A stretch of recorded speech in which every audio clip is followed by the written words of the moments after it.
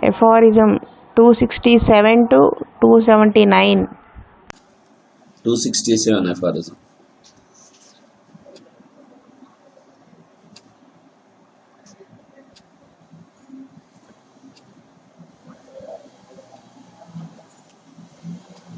We gain possession of the powers of indigenous plants and of such as may be had in a fresh state in the most complete and certain manner by mixing their freshly expressed juice immediately with equal parts of spirits of wine of a strength sufficient to burn in a lamp.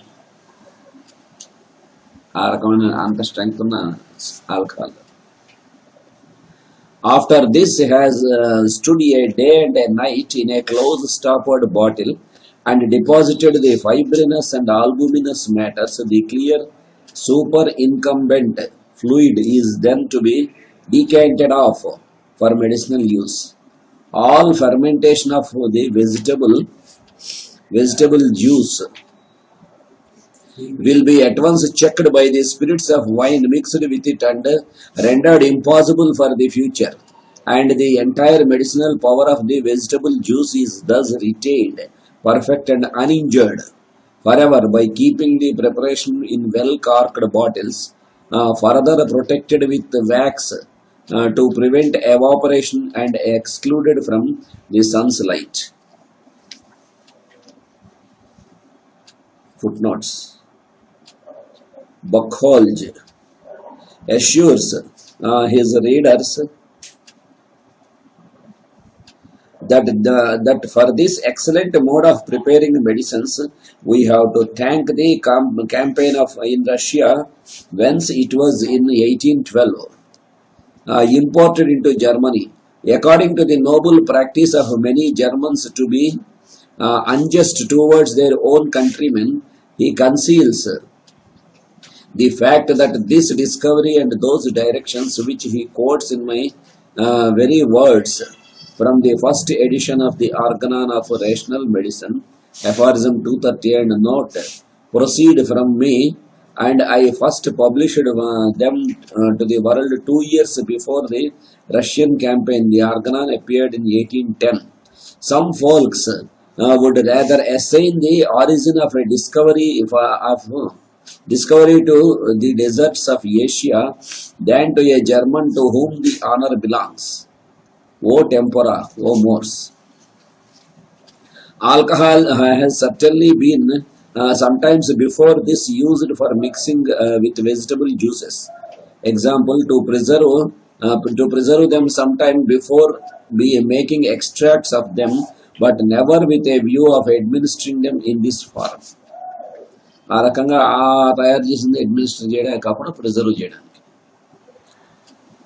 Although equal parts of alcohol and freshly expressed juice are usually the most suitable proportion for effecting the deposition of the fibrinous and albuminous matters, yet for plants that contain much thick mucus, example Symphytum officinale, viola tricolor, etc., or an excess of albumin, example Ethusa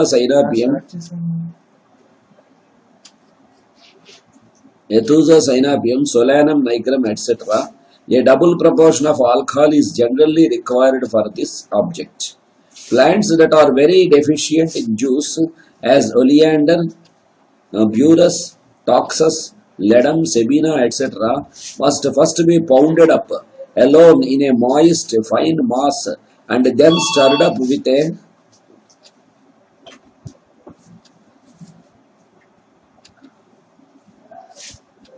pounded up alone into a moist, fine mass and then stirred up with a double quantity of alcohol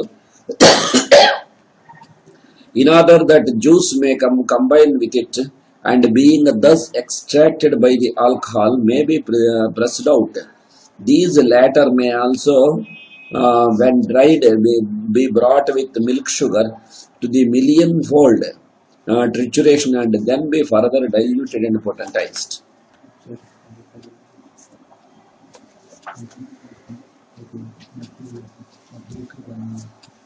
ప్రాంతీయములైన మూలికలను పచ్చిగా ఉన్నవానిని అన్ని భాగములతోనూ తెచ్చి పచ్చిగా ఉన్నప్పుడే రసము పిండి వెంటనే ఒక దీపమునకు సరిపోయినంత స్పిరిట్తో కలిపి ఉంచదము.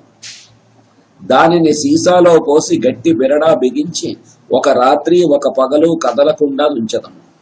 దాని నుండి వేరైన పై తెట్టె అడుగున దిమ్మ కట్టిన పిండి పదార్థము రాకుండా నడుమనున్న ద్రవ్య పదార్థము మాత్రము తేర్చి వేరు చేసదము.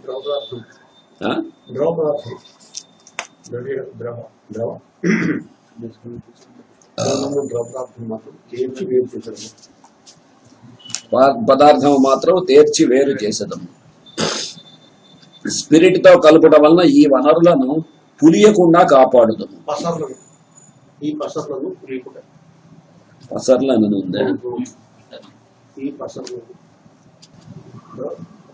పసరులను పులియకుండా కాపాడుదము. ఈ పద్ధతిలో ఔషధ ప్రభావము చెడకుండా నిలిపెదము. ఈ ద్రవ్యములను శుభ్రమైన సీసాలలో పోసి గట్టి బిరడా బిగించి హరించుకొని పోకుండాటకై ఆ బిరడాలపై మైనము పోసెదము. సూర్యరశ్మి సోకకుండా దాచిపెట్టదము. 268. The other exotic plants, barks, seeds and roots that cannot be obtained in the fresh state, the sensible practitioner will never take the pulverized form on trust, but will first convince himself in their genuineness in their crude entire state before making any medicinal employment of them.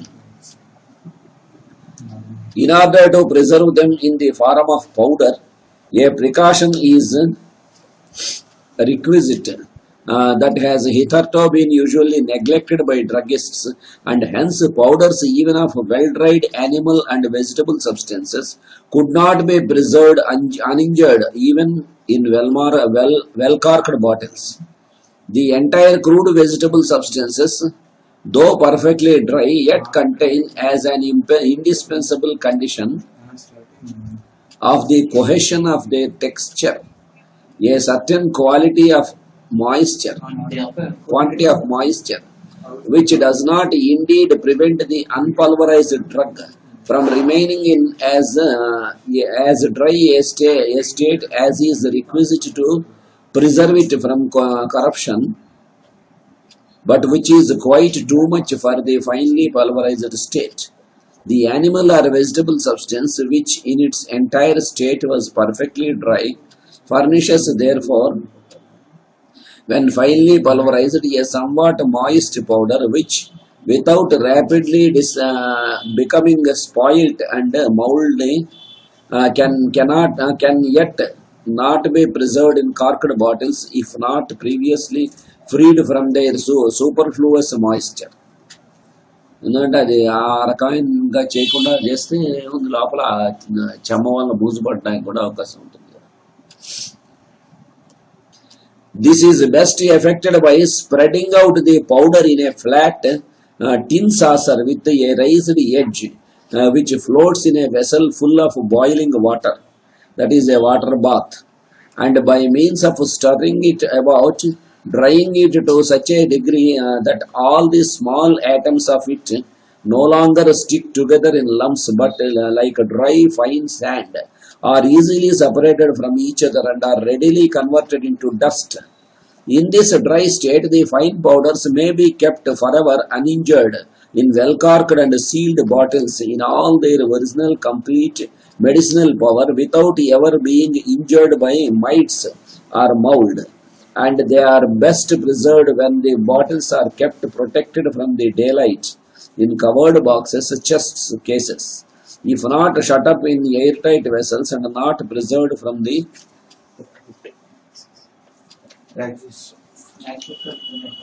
axis of the light of the sun and day. All animal and vegetable substances in time gradually lose their medicinal power more and more, even in the entire state, but still more in the form of powder. పై దేశము నుండి తెప్పించవలసిన మొక్కలు, చెట్టు బెరడులు, గింజలు, మూలములు మున్నగు వానిని గూర్చి శ్రద్ధగల వైద్యుడు జాగరూకత వహించవలెను. వానిని ఎచటనో చూర్ణము చేయించి తెప్పించినచో వాని స్వచ్ఛతను నమ్మి ఉండరాదు. ఎక్కడో తెలిసినవాడు నేను పౌడర్ చేసి పంపించారంటే స్వయముగా పరిశీలించిన వానినే నమ్మవలను.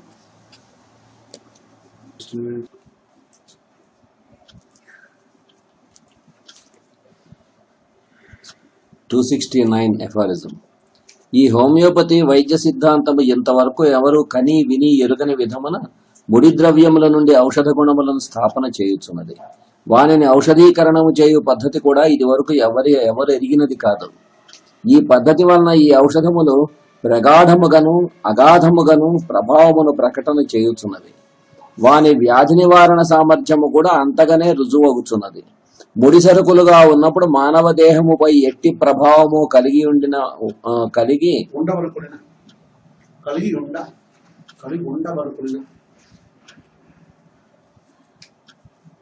కలిగి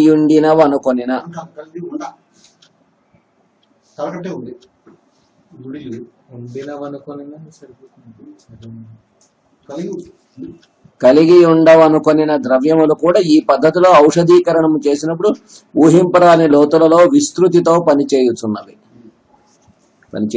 కదా. చున్నది అని సరుకులుగా ఉన్నప్పుడు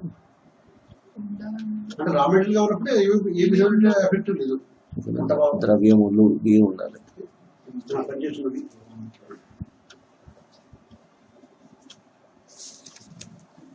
దేహధారుల ఆరోగ్యమును ఆపాదమస్తకము మార్చివేయగల ప్రాణశక్తి యొక్క మహిమలు ఈ ముడి సరుకులలో నిద్రించుచున్నవనియు వానిని ఈ పద్ధతిలో ఔషధీకరణము చేసి మేల్కొల్పవచ్చుననియు తేలినది.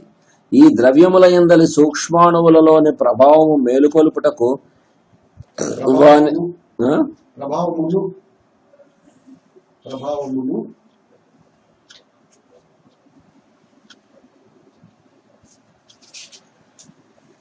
ప్రభావమును మేలుకొల్పుటకు వానిని మర్దించుట, కుదిలించుట, ప్రభావము చూపని ఇతర పదార్థములతో కలుపుట, శుష్కముగా గాని ఆర్ద్రముగా గాని స్థిరపరిచి వేరువేరుగా నిలువయించుట మొదలగు పద్ధతుల వలన కలుగుతున్నది. ఈ పద్ధతిని ఔషధోత్తేజనము లేక ఔషధ గుణ వీర్యవర్ధనము అని వ్యవహరించవచ్చును. ఈ మందులను సూక్ష్మీకరణములుగా వివిధ కక్ష్యలలో వ్యవహరింపవచ్చును.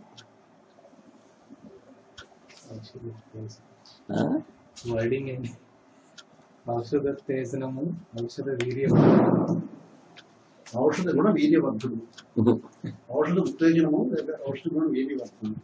270. In order to best obtain this development of power, a small part of the substance to be dynamized, say 1 grain, is triturated for 3 hours with 3 times 100 grains sugar of milk according to the method described below, up to the 1 millionth part in powder form. For reasons given below, 1 grain of this powder is dissolved in 500 drops of a mixture of 1 part of alcohol and 4 parts of distilled water, of which 1 drop is put in a vial. To this are added 100 drops of pure alcohol and given 100 strong succussions with the hands against a hard but elastic body. This is the medicine in the first degree of dynamization, with which small sugar globules may then be moistened and quickly spread on blotting paper to dry and kept in a well-corked vial with the sign of 1 degree potency. Only 1 globule of this is taken for further dynamization, put in a second new vial with a drop of water in order to dissolve it, and then with 100 drops of good alcohol and dynamized in the same way with 100 powerful succussions.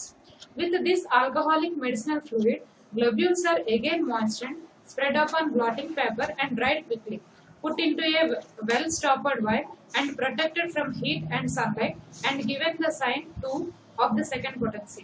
And in this way the process is continued until the 20th is reached. Then with 100 drops of alcohol by means of 100 succussions, an alcoholic medicinal fluid is formed with which the 30th dynamization degree is given to properly moistened and dried sugar globules. By means of this manipulation of crude drugs are produced preparations which only in this way reach the full capacity to forcibly influence the suffering parts of the sick organism. In this way, by means of a similar artificial morbid affection, the influence of the natural disease on the life principle present within is neutralized. By means of this mechanical procedure, provided it is carried out regularly according to the above teaching, a change is effected in the given drug, which in its crude state shows itself only a material, at times as unmedicinal material, but by means of such higher and higher dynamization, it is changed and subtilized at last into spirit-like medicinal power, which indeed in itself does not fall within our senses, but for which the medicinally prepared globule, dry but more so when dissolved in water, becomes the carrier, and in this condition manifests the healing power of this invisible force in the sick body. Footnote. 1/3 of 100 grains sugar of milk is put in a glazed porcelain mortar, the bottom dulled previously by rubbing it with fine moist sand. Upon this powder is put 1 grain the powdered drug to be triturated, 1 drop of quicksilver, petroleum, etc. The sugar of milk used for dynamization must be of that special pure quality that is crystallized and strings and comes to us in the shape of long bars.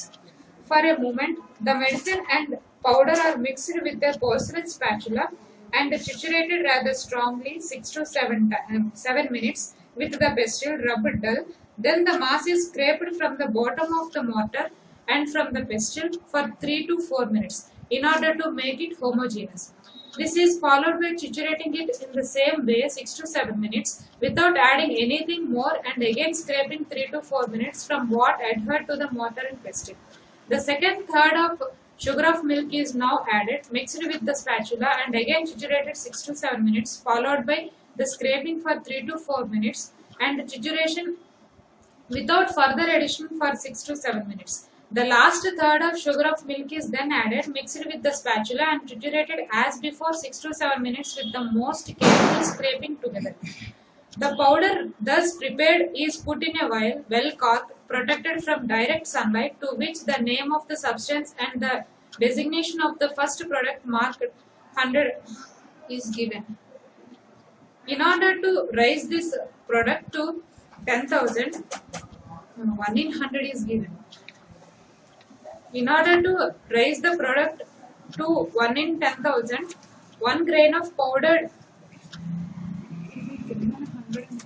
1,000. Another is a footnote. 150.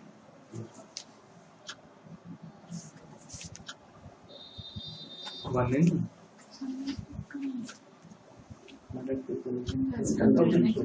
Underline కిందన 100 is mixed with But with a small, but with so small.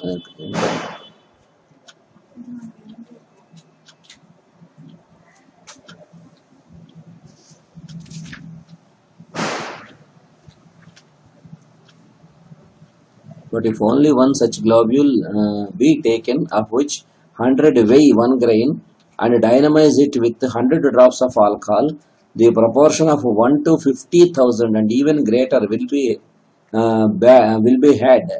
For 500 such globules can hardly absorb 1 drop for their saturation. With this disproportionate higher ratio between medicine and the diluting medium, many successful strokes of the vial filled 2/3 with alcohol can produce a much greater development of power. Huh? 150. 150.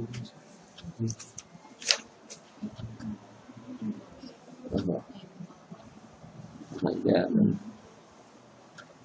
the second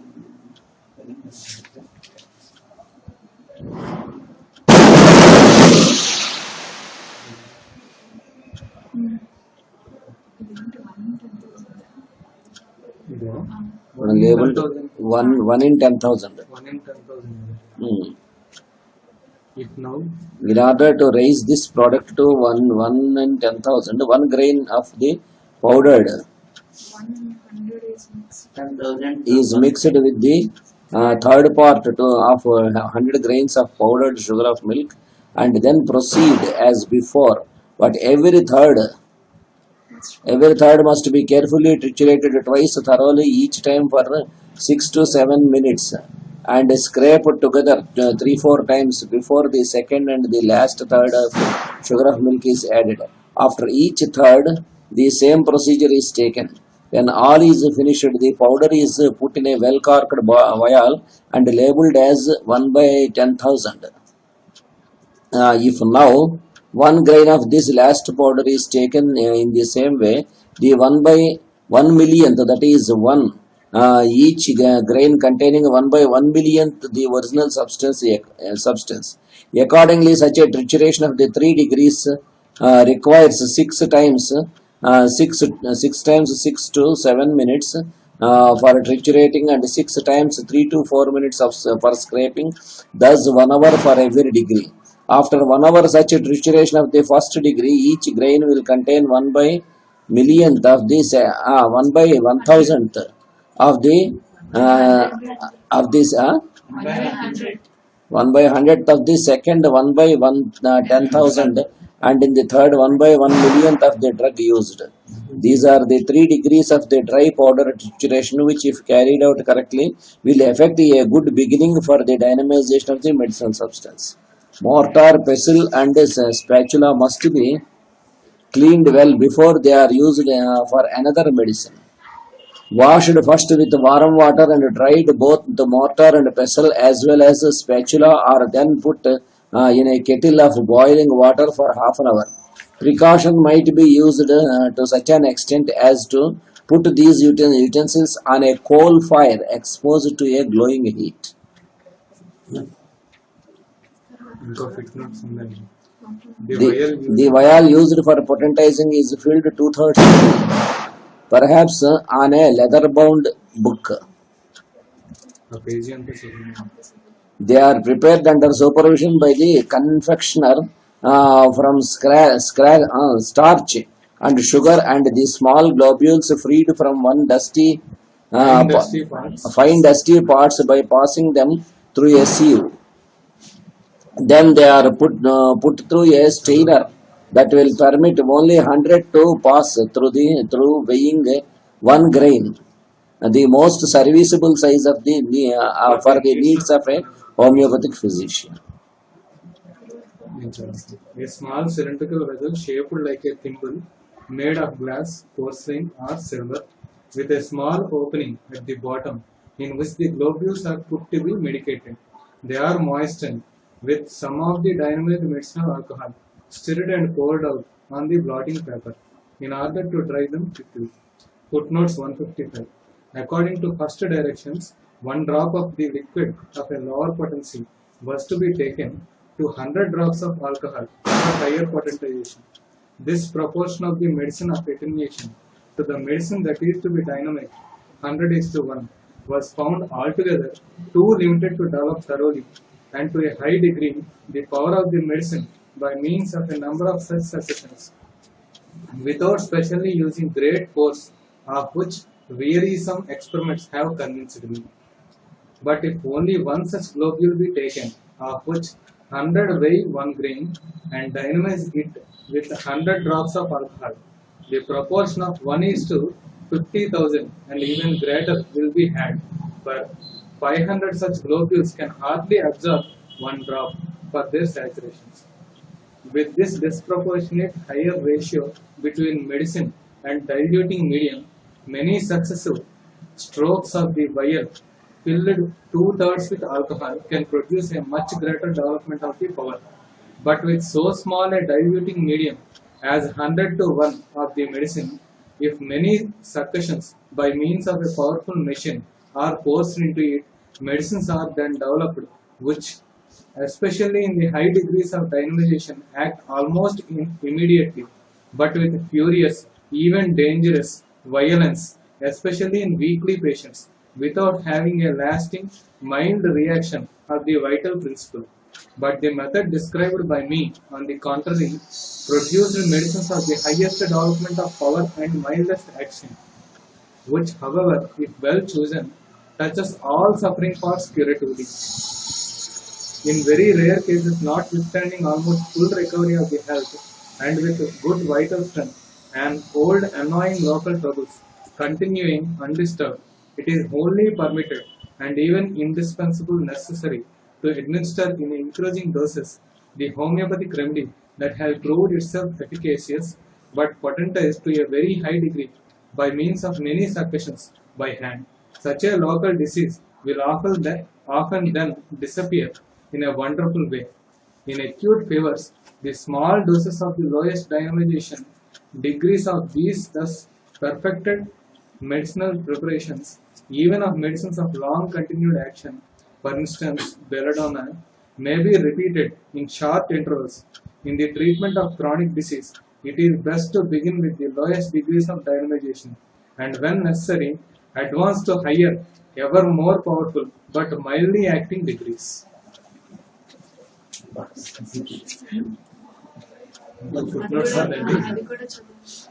Footnotes 156. This assertion will not appear improbable if one considers that by means of this method of dynamization, the preparation thus produced, I have found after many laborious experiments and counter experiments to be the most powerful and at the same time mildest in action, that is, as the most perfected. The material part of the medicine is lessened with each degree of dynamization 50,000 times and yet incredibly increased in power, so that the further dynamization of 125 and 18 ciphers reaches only the 1/3 of dynamization.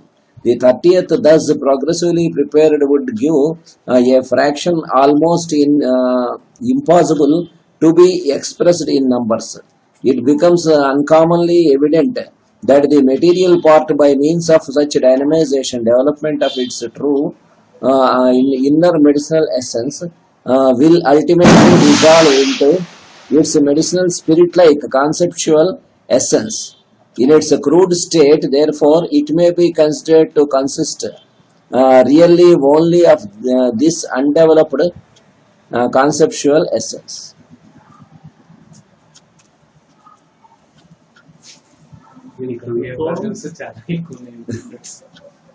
కానీ ఎంత ఓపిగా అసలు concept రావడం, ఆ concept implement చేయడం కోసం ఎంతో కష్టపడి తయారు చేయడం ఓపికగా మాన్యువల్ గా ఈ ఉత్తేజక శక్తిని కలిగించుటకై ఈ దిగువ విధానము అవలంబింపబడుచున్నది.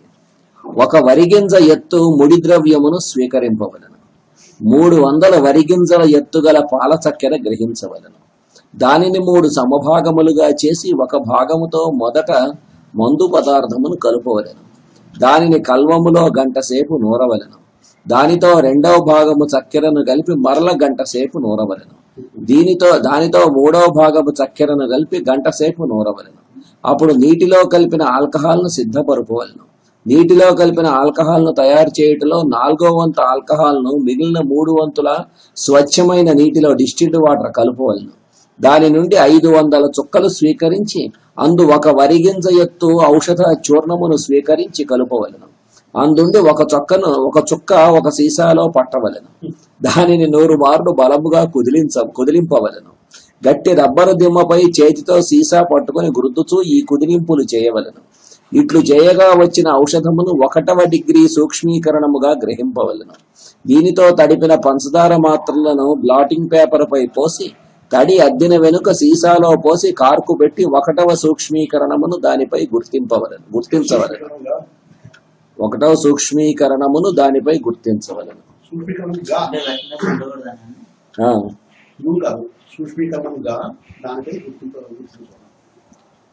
అందుండి 2వ సూక్ష్మీకరణమునకై 1 మాత్ర తీసి ఇంకొక సీసాలోంచి 1 చుక్క నీటిని ఉంచవలను. ఇంకో సీసాలో ఉంచి 1 చుక్క నీటిని ఉంచవలను. దానితో 100 చుక్కలు స్వచ్ఛమైన ఆల్కహాల్ కలిపి ఇదివరకు వలనే 100 కుదిలింపులు చేయవలను. దానితో తడిపిన కొత్త చక్కెర మాత్రలను బ్లాటింగ్ పేపర్తో తడి అద్ది సీసాలో పోసి కార్కు పెట్టి దానిపైన 2వ డిగ్రీ సూక్ష్మీకరణము అని గుర్తు పెట్టవలను. అట్లే 29 మార్లు పర్యాయము చేయవలను. దానిపై 100 చుక్కలు స్వచ్ఛమైన ఆల్కహాల్ వేసి 100 మార్లు కుదిలింపు చేయగా వచ్చిన ద్రవముతో తడిపిన పంచదార మాత్రలు 30 సూక్ష్మీకరణము పొందినవి అగును. ఈ పద్ధతి వలన ఔషధ ప్రభావము సూక్ష్మీకరణము చేయబడి పూర్ణ సామర్థ్యము పొందును.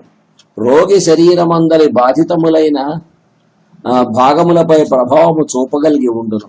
ఇవి పుట్టించు సారూప్యమైన వ్యాధులు ఆ దేహభాగమందలి నైసర్గిక వ్యాధి బాధలను రహితము చేయగలిగి ఉండును.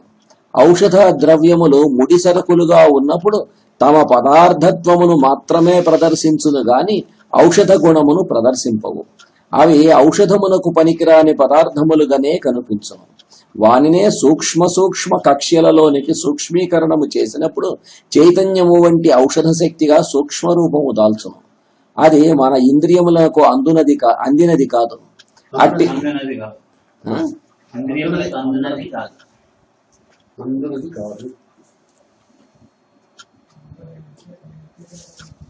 అది మన ఇంద్రియములకు అందునది కాదు. అట్టి సూక్ష్మ శక్తి గల పంచదార మాత్రను కొంచెం నీటితో కలిపి వాడినప్పుడు శక్తివాహికగా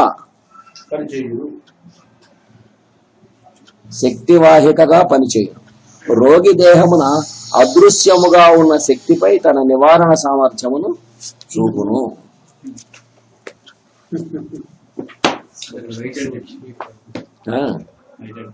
అంటే మందు తాలూకు వైటల్ ప్లేన్ ని ఇన్వోక్ చేసి మనిషి తాలూకు వైటల్ ప్లేను, మనిషి తాలూకు మెంటల్ ప్లేను ఇవి ఎలా అవుతాయో సింపుల్ సబ్స్టెన్స్ అని చెప్పాడు కానీ వాటిని అవేకన్ చేసి వాటి తాలూకు వైటల్ ప్లేన్ ని మనిషి తాలూకు వైటల్ ప్లేను, మనిషి తాలూకు మెంటల్ ప్లేన్ మీద సిమిలారిటీతో చేయడం. మరి ఆ సూక్ష్మీకరణం చేయడం అనేటువంటి దాని వల్లనే కదా మరి మామూలుగా ఆహార పదార్థాలుగా ఉన్నా లేకపోతే విషాలుగా ఉన్నా కూడా మామూలు ఆ క్వాలిటీస్ ఉన్నటువంటి వాటిని కూడా మెడిసిన్ గా తయారు చేసిన తర్వాత మెడిసిన్ క్వాలిటీస్ అనేటువంటి అవేకన్ అయ్యి మెడిసిన్స్ గా పనిచేయడానికి కారణం. అంతకుముందు తత్వం విషంగా ఉండి మనిషికి ప్రాణాంతకం కదా అది. కానీ దాన్నే మనం పొటెంటైజ్ చేస్తే నాసాగా అది బ్రహ్మాండమైనటువంటి డ్రగ్ గా పనిచేస్తాం. ఉప్పుగా ఆహార పదార్థంగా ఉన్నటువంటిది అంతకుముందు ఉప్పగా ఉన్నటువంటిది దాన్ని చేస్తే దాని నేట్రమోర్ డ్రగ్ గా చాలా రకాలైనటువంటి వెరకిల్స్. 21 aphorism. If the physician prepares his homeopathic medicines himself, as he should reasonably do it in order to save men from sickness, he may use the fresh plant itself as but little of the crude article if is required. If he does not need the expressed juice, perhaps for purposes of healing, he takes a few grains in a mortar and with 100 grains of sugar of milk 3 distinct times brings them to the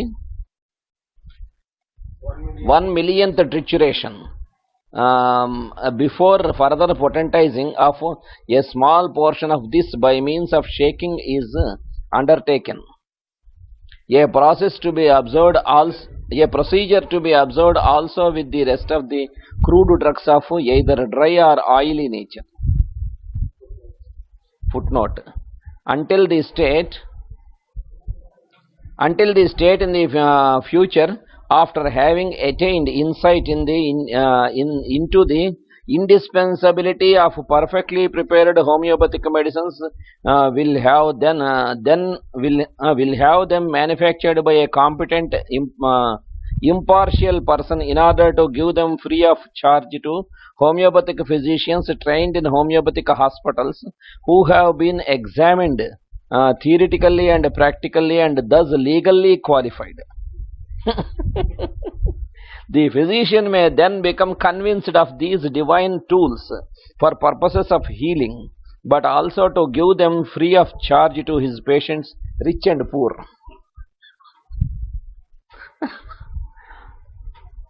క్రొత్తగా రుగ్మత చెందిన వానికి పై విధ 271 మానవులను నిజముగా రోగముల నుండి రక్షింపవలెనన్నచో వైద్యుడు స్వయముగా మందును తయారు చేసుకొనవలెను. అతడే పచ్చి చెట్టును తెచ్చి ఉపయోగించవచ్చును.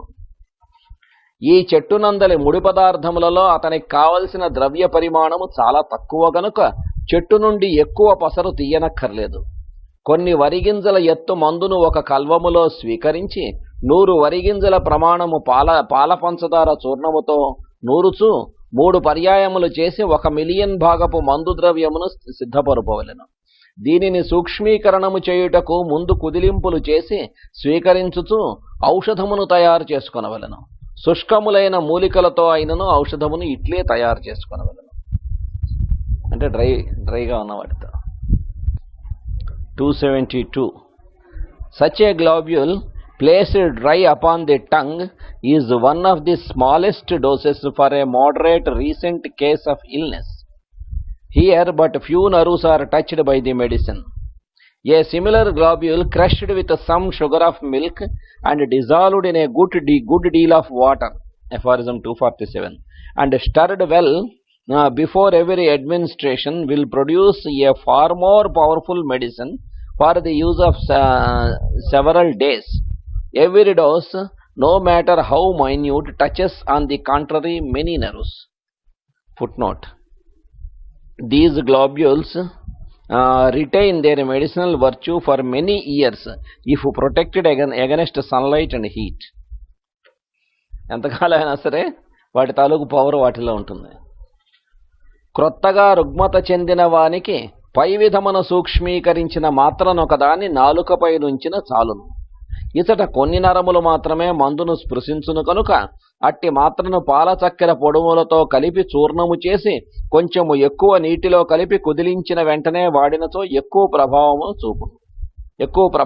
చూపును. ఆ నీటిని ఎక్కువ రోజులు వాడవచ్చును. ఆ నీటిని అంత కొంచెము వాడినను ఒక్కొక్క మోతాదే పెక్కు నరములను స్పృశించును. 272 Aphorism.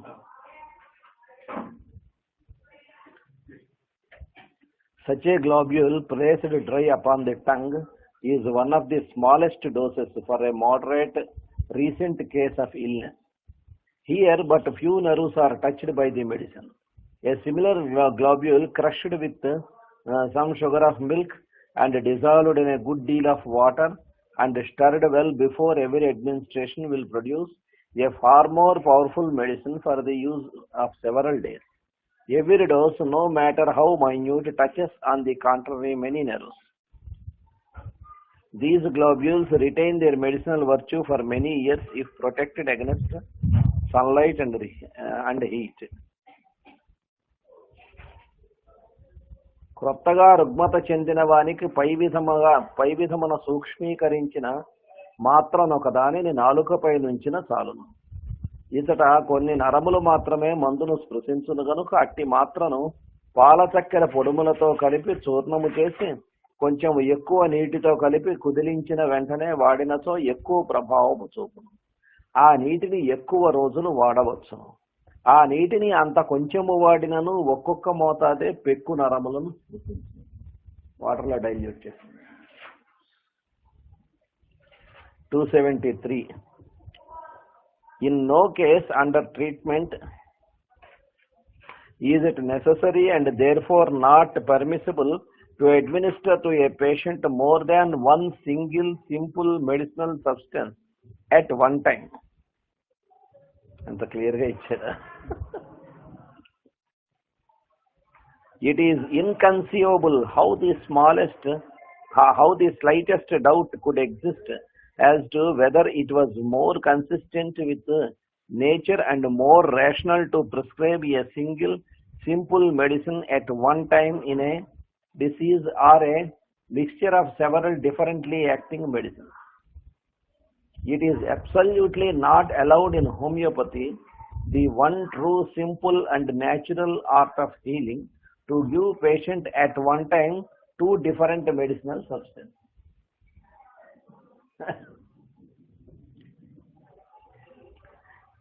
ఏ రోగికైనను ఎట్టి పరిస్థితులలోనైనను ఒక మందును వాడుతున్నప్పుడు ఇంకొకటి అక్కరలేదు, వాడరాదు. ఒక వ్యాధికి ఒకే మందు వాడుట మంచిదా, లేక వివిధ ప్రభావములు చూపు వివిధ ఔషధములను కలిపి వాడుట మంచిదా అను సందేహము కలుగుట హాస్యాస్పదము. ఈ హోమియోపతి సిద్ధాంతమును అనుసరించి ఒకే మారు రెండు వేరు మందులను వాడుట నిషిద్ధము.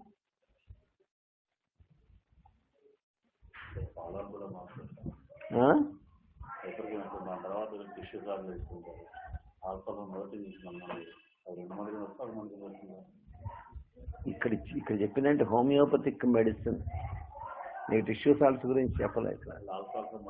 మొదటి నుంచి మదర్ టించర్స్ ఫాలో అప్ మెడిసిన్గా పనికొస్తాయి. నీకు కాంప్లెక్స్ మెడిసిన్స్ అంటే 2 రకాలు 3 రకాలు 4 రకాలు మెడిసిన్స్ హోమియోపతి అన్ని కలిపేసి ఒక మెడిసిన్గా తయారు చేసి ఇవ్వడం అవి పనికిరావని చెప్పేశాడు క్లియర్గా. ఒక మెడిసిన్ ఒక పేషెంట్కి ఒక డిసీజ్ గురించి మనం ట్రీట్ చేసేప్పుడు ఒక మెడిసినే వేయమన్నాడు. కలిపి 4-5 రకాల మందులు కలిపి వేయొద్దు, అది అసలు హోమియోపతిలో పనికిరాదని చెప్తాడు. మదర్ టించర్స్ టిష్యూ సాల్ట్స్ ఎలా ఉంటాయి? 6 మెడిసిన్ బట్టి అన్ని 6 యాడ్ చేయకూడదు. దీని ఫుట్ నోట్ ఒకటి ఉంది కదా. 2 substances opposite to each other united into neutral natrum and middle salts by chemical affinity in unchangeable proportions, as well as sulfurated metals found in the earth and those produced by technical art in constant combining proportions of sulfur and alkaline salts and earths, for instance natrum sulf and calcarea sulf, as well as those ethers produced by distillation of alcohol and acids may together with phosphorus be considered as simple medicinal substances by the homeopathic physician and used for patients. On the other hand, those extracts obtained by means of acids of the so-called alkaloids of plants are exposed to great variety in their preparations. For instance, chinian, strychnine, morphine, and can therefore not be accepted by homeopathic physician as simple medicines, always the same, especially he possesses in the plants themselves in their natural state, Peruvian bark, Axwamica, opium, every quality necessary for healing. Moreover, the alkaloids are not the only constituents of the plant. కాబట్టి 2 రకాల medicines ఆ రకంగా కలిపి మెడిసిన్గా తయారు చేసి వాడడం అనేటువంటిది హోమియోపతిలో పనికిరాదు. ఒక చోట మాత్రం అది అలౌడ్. ఎక్కడంటే ఆ ప్లాంట్ తాలూకు ఇది ఏ ప్లాంట్ నుంచి అయితే తీసుకున్నావు దాంట్లోనే 2-3 రకాలు కలిసి ఉన్నాయి. ఆ ప్రకారం ఉన్నటువంటిది ఇప్పుడు నక్సమైకా తీసుకున్నాం, నక్సమైకాలో ముషిని ఇది ఉంది, స్ట్రిచ్నైన్ ఇది 2 రకాలు ఉంటాయి అండ్ అంతేనా.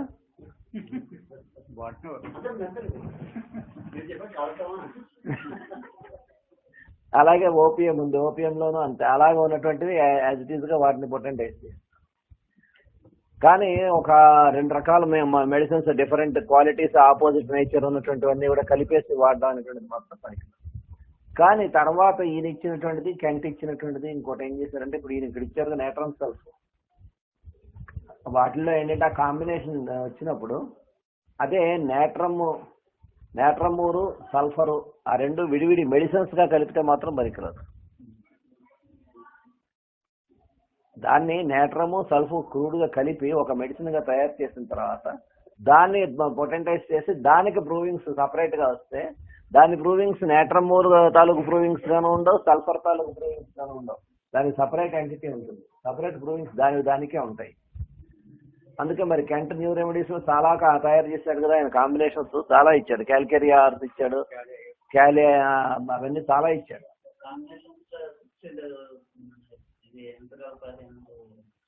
అది కెమికల్ తయారు చేసేది ఫార్మకోపియాలో, అది ఫార్మకోపియాలో చూసుకోవాలి. కానీ అసలు యాజ్ ఎ జనరల్ రూల్ ఏం చెప్తున్నాను,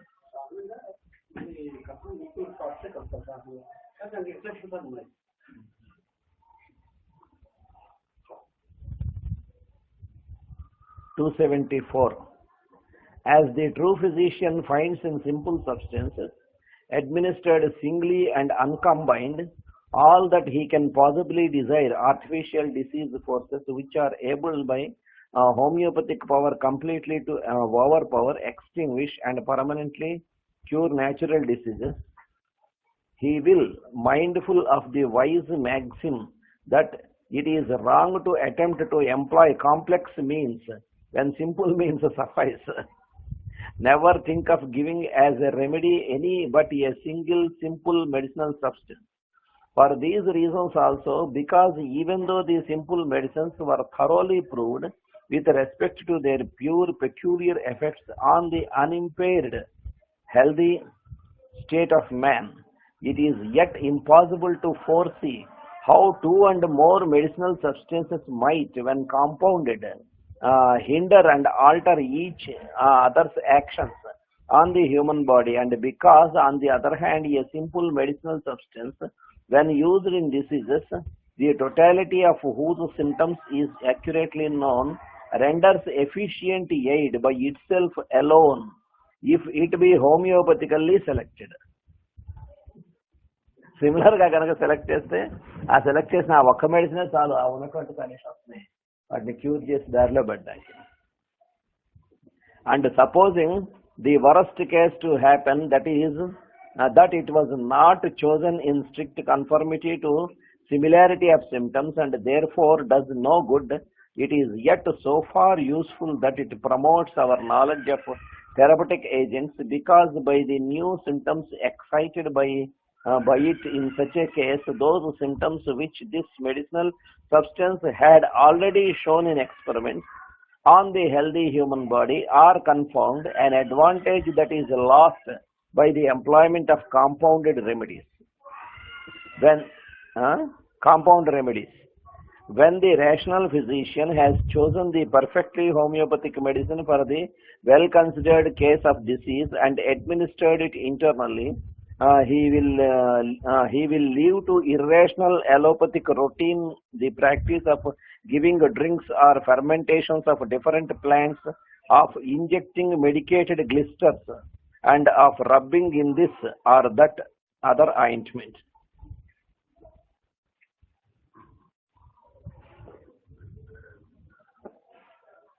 సూటి అయిన మందులను కలగలుపు చేయక ఏకౌషధ ప్రయోగ పద్ధతిని పాటించి వాడినతో కోరిన ఫలితము కోరినట్లు లభించు. అనగా కృత్రిమములైన వ్యాధి శక్తులు పుట్టి సారూప్య మార్గమున పనిచేయుచు నైసర్గిక వ్యాధులను అతిక్రమించి అంతరింపజేసి నివారణమును పరిపూర్ణము చేయను. అది బ్రాకెట్స్ లో ఉందా? అంతేనా? సూటి అయిన మార్గం ఉండగా క్లిష్టములైన మార్గముల జోలికి పోక వైద్యుడు బుద్ధిమంతుడై ప్రవర్తింపవలన.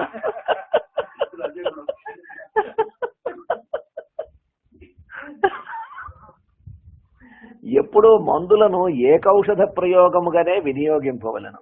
ఈ సూటి అయిన మందులు తమ ప్రభావమును ప్రదర్శించుట, ఆరోగ్యవంతులపై వాడుట వలన అందలి సత్యము నిశ్శేషముగా రుజువై ఉన్నది. అయినను రెండు మందులు గాని అనేకములు గాని కలిపినచో ఒకదాని ప్రభావమును ఇంకొకటి ఎట్లు మార్చునో తెలియదు. దాని ప్రభావము మానవ శరీరముపై ఎట్లుండునో తెలుసుకొనుట సాధ్యము కాదు. ఆ రకంగా రెండు మందులు కలిపేస్తే, మరియు ఒక మందు యొక్క వేదనా సముదాయము రోగి దేహమందలి వేదనా సముదాయముతో సారూప్యము చెందినచో ఆ ఔషధం ఒక్కటే అసహాయముగా ప్రభావము చూపునని స్పష్టముగా రుజువు చేయబడింది.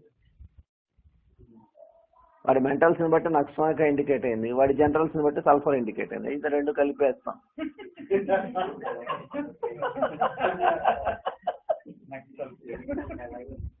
చాలా చాలా మంది అసలు కంపెనీస్ తర్వాత డాక్టర్స్ కూడా ఇష్టం వచ్చినట్టు అలా కలిపేసి ఇవ్వడం అనేటువంటిది.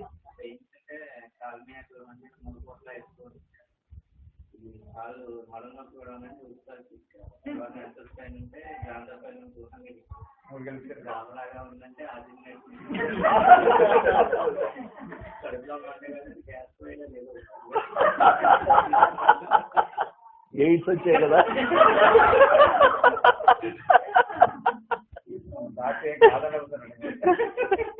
ముందు ఆయన అర్జెంట్ దగ్గరికి వెళ్తాలి.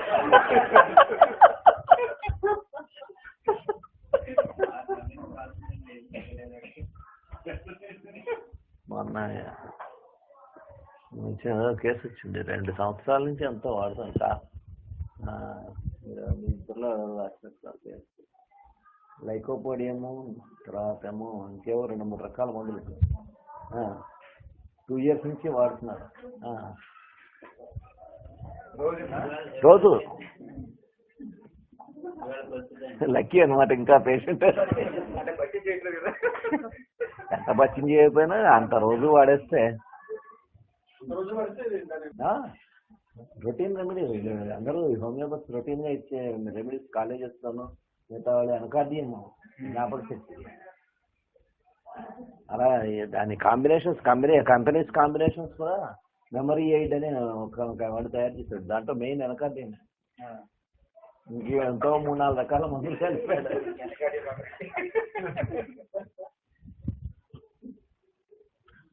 వెనకాదీయం వాడికి మతిమరుపు ఉంటుంది, కానీ అసలు బేసిక్గా వెనకాదీయం వాడికి ఉన్నంత జ్ఞాపక శక్తి చాలా ఎక్కువ ఉంటుంది. ఎన్ని సంవత్సరాలైనా సరే వెనకాదీయం వాడికి, వాడు ఎప్పుడో చిన్నప్పుడు నేర్చుకున్నా కూడా స్పష్టంగా వాడికి ఎన్ని సంవత్సరాలైనా గుర్తుంటాయి.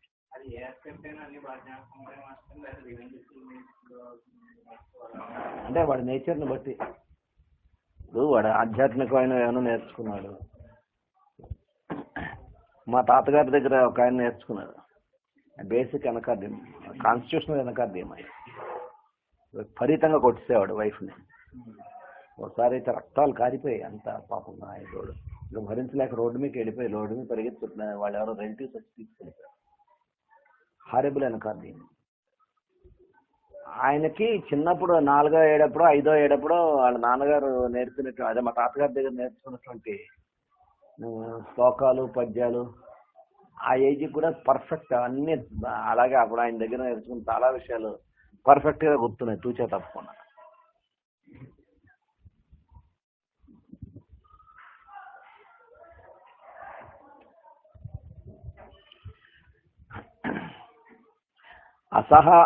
ఆ సారూప్యము చెందినచో ఆ ఔషధం ఒక్కటే అసహాయముగా ప్రభావము చూపునని స్పష్టముగా రుజువు చేయబడినది.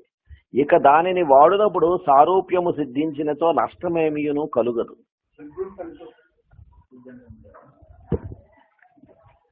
సిద్ధింపనిచోనా?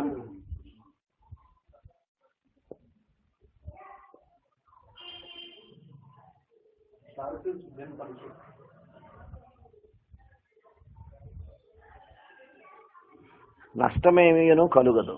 దానివలన ప్రయోజనము ఉండకపోవుట ఒక్కటే నష్టము. అట్టి సందర్భములలో తన వేదనలను వాని యందు తాత్కాలికముగా ప్రేరేపించు. దీనివలన అదివరకే రుజువు చేయబడిన ఔషధ వేదనల స్వరూపము మరి ఒక మారు రుజువగును. అనేక ఔషధములు వాడినప్పుడు ఈ విషయమును కూడా పరిశీలించే అవకాశము లేదు.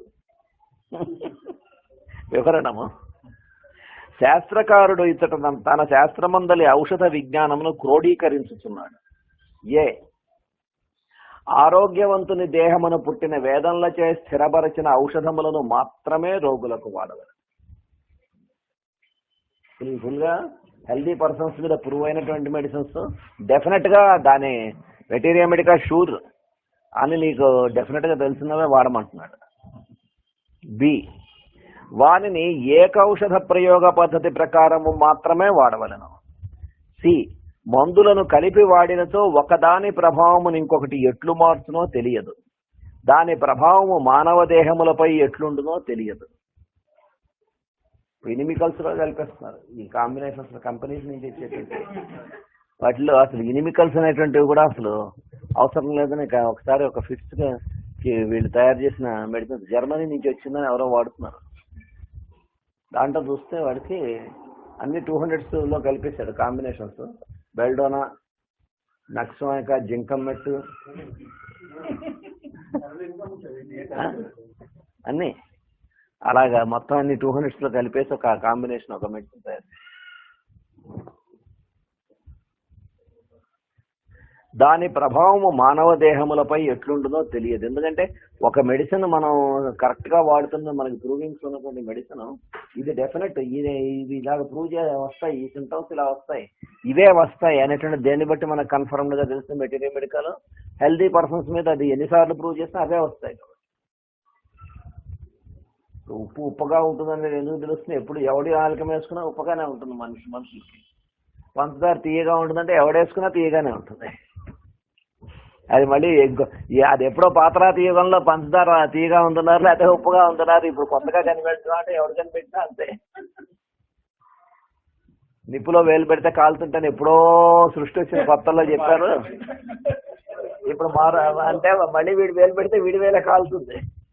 అలాగే శాశ్వతమైనటువంటివి ఏవైతే ఉన్నాయో అవి మాత్రం ఎవడు అవి ఎన్నిసార్లు ప్రూవ్ చేసినా అదే అవుతుంది.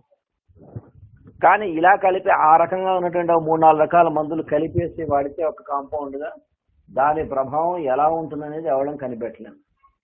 ఎందుకంటే ఆ కాంపౌండ్ హెల్దీ పర్సన్స్ మీద మనం ఎక్స్పెరిమెంట్ చేసినా ఎవడన్నా సల్ఫర్ వాడు ఈ థీరీ తీయచ్చు.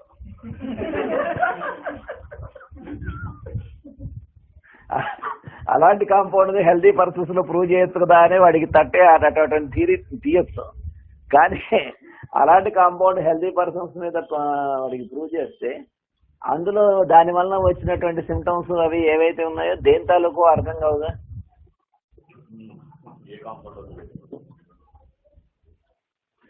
డి వేదనల సారూప్యము వలన రోగములు నివారింపబడును అనుట స్పష్టంగా తేలిన సత్యం. చాలా సార్లు ప్రూవ్ అయినటువంటి సత్యం. సిమిలర్ రెమెడీస్ మనం వేస్తే క్యూర్ అవడం అనేటువంటిది.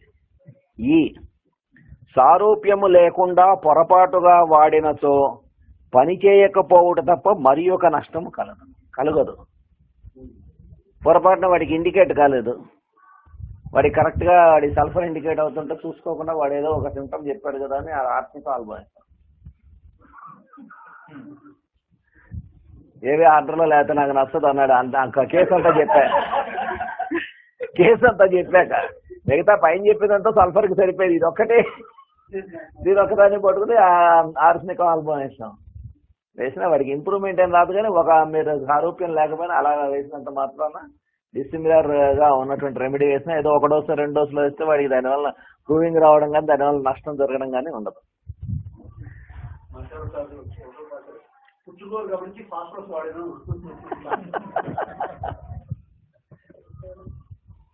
పని చేయకపోయినను గమనించకుండా వరుసగా ఎక్కువ మోతాదులను వాడినతో నష్టములు కలుగును.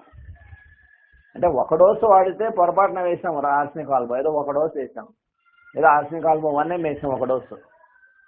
క్రానిక్ కేసులో చూస్తే వాడికి ఆర్సనిక్ ఏం ఇండికేట్ కాలే, మనకేదో ఫేవరెట్ అనే వేసాం. కొంతమందికి ఫేవరెట్ డ్రగ్స్ ఉంటాయి.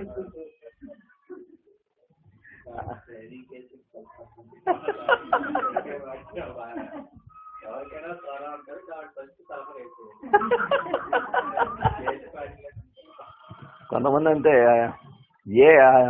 పాపం వీళ్ళు ప్రూవింగ్స్ లో నక్సాకాలు చెప్పారు కర్మగాలి, కానీ ఏ కేసు ముందు అలోపతి నుంచి వచ్చినా నక్సాకా వేసే స్టార్ట్ చేయండి అంటారు. వాడికి అవసరమా కాదా చూడండి. హైదరాబాద్ లో నేను ట్రైనింగ్ లో ఉన్నప్పుడు చిన్నప్పుడు అంటే 1 ఇయర్ బేబీ నుండి 8 years ఎవరికి వచ్చినా ఆయన ఓపెనింగ్ డోస్ ఎక్నైట్ ఉంటారు. ఫస్ట్ డోస్ ఎక్నైట్, నెక్స్ట్ ఇంకా అన్ని అంటే ఎప్పుడు ఎవడు అనుకోండి ఆయన కనీసం 4-5 వేస్తారు, ఒకదాంట్లో ఫాలో అవుతారు. ఓపెనింగ్ మాత్రం ఎక్నైట్.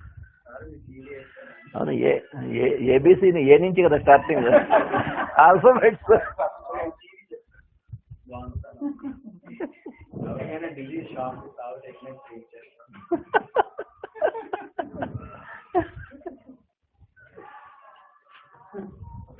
కాబట్టి ఒక మోతాదు కాకుండా ఎక్కువ మోతాదులు వాడికి రోజు వాడితే డెఫినెట్గా దాని బ్యాడ్ ఎఫెక్ట్స్ వస్తాయి.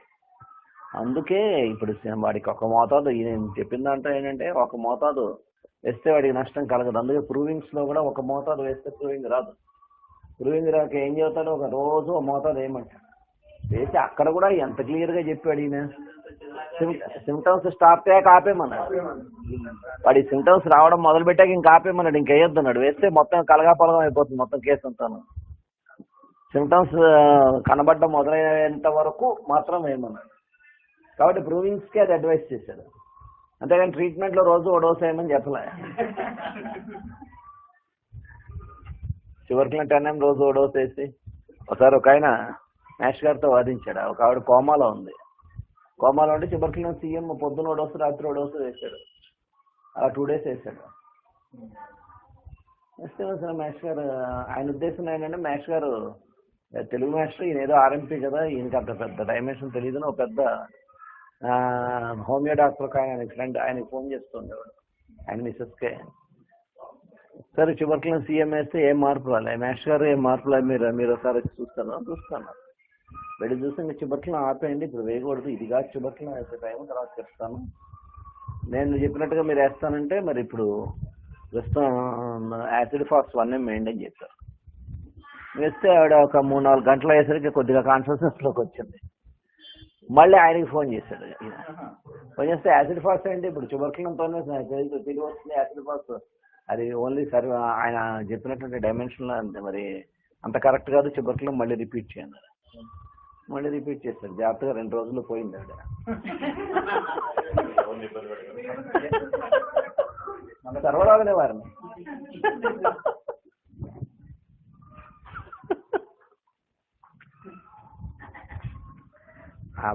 ప్యాథలాజికల్ సైడ్ లేకపోతే ఏదో ఒకటే సింటమ్ పుచ్చుకుని వేసేవాళ్ళు అలా ఉంటారు. ఆయన థియరీ ఏంటంటే, ఆయన చెప్పిన డాక్టర్ గారి థియరీ ఏంటంటే అన్కాన్షియస్గా ఉంటే ట్యూబర్కులమే కాన్షియస్నెస్లోకి తీసుకొస్తుందంటాడు ఆయన. ఎక్కడో ఇచ్చాడు ఒక చోట పాయింట్, కానీ అన్ని కేసులకి వేయమనిలే. అసలు సీఎం కాదు, అసలు అన్ని కేసులకి ట్యూబర్కులం వేయమని లేదు. ఎక్కడ చెబుతాడు? హ్యానిమన్ గారు చెబుతారా, కెంట్ గారు చెబుతాడు? కెంట్ చెప్పినప్పుడు ప్రతి చోట ఇఫ్ ది సింటమ్స్ అగ్రీ అంటాడు ఆయన, ఎక్కడ ఆయన పొరపాటు ఉండదు.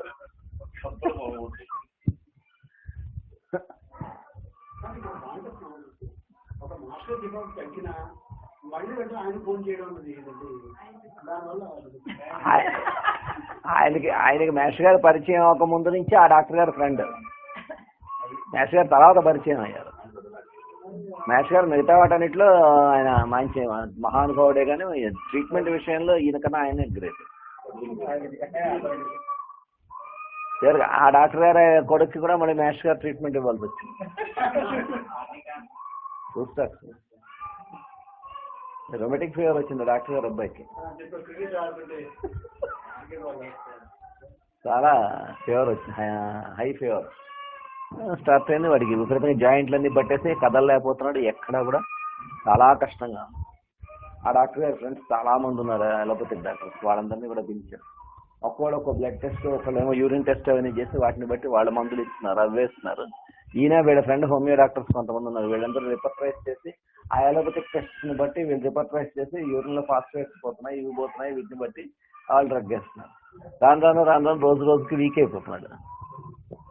ఆ ఊళ్ళోనే మాస్టర్ గారు అక్కడ ఒక 10 రోజులు లెక్చర్స్ పెట్టారు. మాస్టర్ గారు అక్కడ ఉన్నారు. సరే, ఆయనకి మాస్టర్ గారు గురించి విన్నాడు, కానీ ఆయన ఉద్దేశం ఏంటంటే ఈయన RMP only after all RMP Telugu master కదా, ఈయన మెయిన్ వాటిల్లో, కానీ వీటిల్లో ఇదేమి ఎట్లనేది నమ్మకం లేదు. ఎంత నమ్మకం లేకపోయినా వర్షం అయిపోతుంది, తన సొంత కొడుకు కదా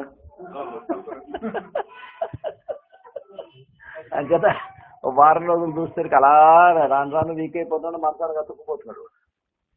సరే లాభం లేక మాస్టర్ గారిని రమ్మన్నాడు. ఆ ఊళ్ళో నన్ను మాస్టర్ గారు వెళ్ళారు.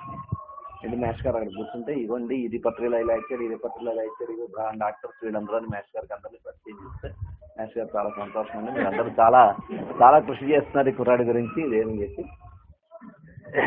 సరే మాస్టర్ గారు ఏం చెప్పారంటే, కొంతసేపు కుర్రాడిని నన్ను వదిలేయండి అన్నారు. ఫాదరు, కుర్రాడు, నేను, మిగతా వాళ్ళు ఒకసారి అంటే నేను కొన్ని ఆస్పెక్ట్స్ కుర్రాడితో మాట్లాడాను. అంటే ఫాదర్ అన్నారు, నేను చెప్తాను మీకు ఏం కావస్తే అన్నారు. అలాగే మన ముగ్గురు మాట్లాడదాం ఒకసారి వీళ్ళందరినీ. కుర్రాడిని నీకు అసలు ఎప్పటి నుంచి మొదలైందంటే ఈయన ఏదో చెప్పేస్తున్నారు, ఉండండి మీతో మాట్లాడుతాను వాడితో అయ్యాక. ఒక్కోటి వాడితో మాట్లాడుతూ ఏంటంటే వాడి క్రికెట్ అంటే మహా ఇష్టం. ఫ్రెండ్స్ అందరూ మంచి ఉత్సాహపరిచేస్తుంటే వాడు ఆడేది ఒక రోజు విపరీతంగా ఆడేశాడు, మామూలు కన్నా ఇంకో 3 hours విపరీతంగా ఆడేశాడు. అంటే అక్కడ పట్టించే జాయింట్. ఇంటికి వచ్చాడు, ఆ ఫీవర్ స్టార్ట్ అయింది. అది అక్కడి నుంచి స్టార్టింగ్. మాస్టర్ గారు నెమ్మదిగా చూసారు, పెట్టిన తర్వాత ఏమేమి వేశారు మెడిసిన్స్ అని. అప్పుడు ఈయన అడిగారు, మీరు చెప్పండి అని. చెప్పారు, ఇగో ఈ బ్లడ్ టెస్ట్ ప్రకారం ఇలా వేశాను, ఆ యూరిన్ టెస్ట్ ప్రకారం ఇలా వేసింది, ఈ దీంట్లో ఇలా వేశారు అన్నీ చెప్పారు. రూస్టాక్స్ వేశారా అన్నారు. రూస్టాక్సా? వేయలేదండి అన్నారు. వాళ్ళు రూస్టాక్స్ అండి 200, మిగతా అన్నీ ఆపేసి మీరు నా ట్రీట్మెంట్లో కనుక ఉంచదలుచుకుంటే ఇంకా మీరు ఏ మెడిసిన్ వేసినా నేను ఒప్పుకోను, అది మాత్రం షూర్. ఇంకో రెమెడీ మీరు ఏది వేసినా 1 dose ఎక్స్ట్రా వేసినా నేను ఒప్పుకోను. నేను చెప్పినట్టుగా ఆ రెమెడీ అలా అన్ని డోసులే వేస్తే నేను ట్రీట్ చేస్తాను.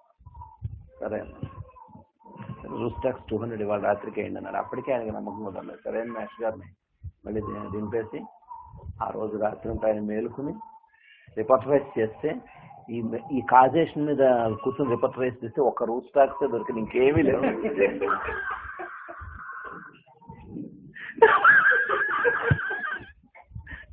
మాస్టర్ గారు రిపర్టరైజ్ కూడా చెప్పారు రూట్ స్టాక్స్, ఆ నమ్మకం కాగల ఆయనకి. రాత్రి అంతా కూర్చుని ఈయన వాడిని అడిగిన ప్రశ్నలు బట్టి మొత్తం రిపర్టరీలో నుంచి చేస్తే అన్నింటిలో రూట్ స్టాక్స్ వచ్చింది. అప్పటికి ఆయన చెప్పింది వేయడం మీద దానికన్నా ఇంకా ఆయనకు అరిస్టాటిల్ హెడ్ వచ్చి మాస్టర్ గారి దగ్గరికి మర్నాడు పొద్దున్న మాస్టర్ గారు అక్కడ పూజ చేస్తుంటే అక్కడికి తీసుకొచ్చి రూట్ స్టాక్స్ 200 ఫ్రెష్గా కలిపి తీసుకొచ్చి మాస్టర్ గారి చేతికి ఇచ్చి ఇది మీరు పూజలో పెట్టివ్వండి, మీ ఆధ్యాత్మికమైనటువంటి పవర్తో కూడా దీనికి జోడిస్తే బాగా పనిచేస్తున్నారు తప్పకుండా అన్నారు. పూజ చేసి ఆయనకి తీర్థం ఇచ్చి తర్వాత రూట్ స్టాక్స్ ప్రకటన ఇచ్చి వెళ్ళి వేసేయండి. వేస్తే 48 hours ఫీవర్ తగ్గిపోయింది. నెక్స్ట్ గారు మళ్ళీ ఒకసారి టెస్ట్లని చేయించను అన్నారు. నేను చెప్పేదాకా చేయించాను, ఎప్పుడు చేయించాలో చెప్తాను, అప్పుడు నెగిటివ్ వస్తాయి ఊరుకోండి అన్నారు. సరే చూస్తే 24 hours వాడికి మంచి రిలీఫ్ వచ్చింది. బాగుందండి రూట్ స్టాక్స్ పనిచేస్తుంది, ఇంకో డోస్ అయినా అన్నారు. అదే చేయకండి,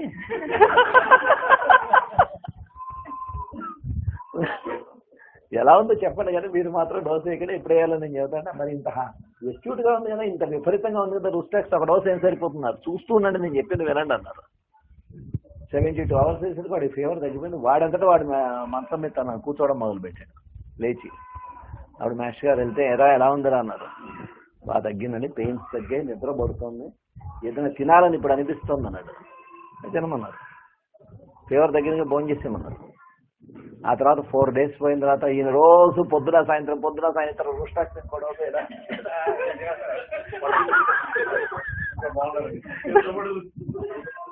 4 days పోయాక ఇప్పుడు మాస్టర్ గారు ఇంకో డోస్ వేయండి రా మంచి సంబరంగా ఇంకో డోస్ వేస్తే 1 week వేసరికి వాడు శుభ్రంగా లేచి తిరగడం, మామూలుగా స్కూల్కి వెళ్ళిపోవడం అన్ని మొదలుపెట్టాడు. ఈ కేసులో మీరు ఒక్క రెమెడీ కూడా కనీసం మదర్ టించర్ కానీ 6X కానీ అవన్నీ ఎలాగో వేయడు ఆయన, వాటి మీద నమ్మకం లేదు. టిష్యూ సాల్ట్స్ మదర్ టించర్స్ మీద అవి కూడా వేయకుండా నాకే ఫోన్ చేస్తూ ఉండండి, ఒరే అబ్బాయి నాకు ఫోన్ చేస్తూ ఉండి 4 రోజులకు వస్తారని చెప్పారు మాస్టర్ వాడితో.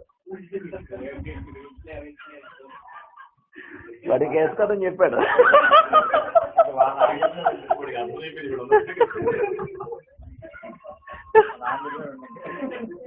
ఆ తర్వాత 2 months వరకు ఫాలో అప్ చేశారు.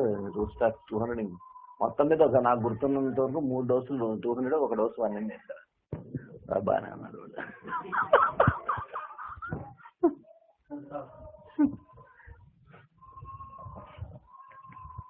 లేని రోగములు పుట్టును. ఈ నష్టము అనేక ఔషధములను వాడినప్పుడు మరింత ఎక్కువగా ఉండును.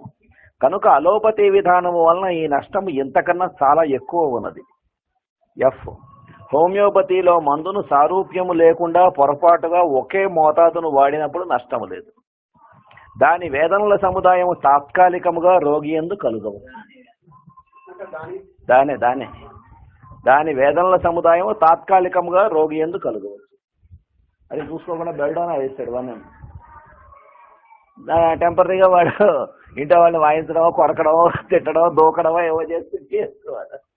మళ్ళీ తర్వాత 1 డోసే కాబట్టి వాడికి మళ్ళీ తగ్గుతాయి.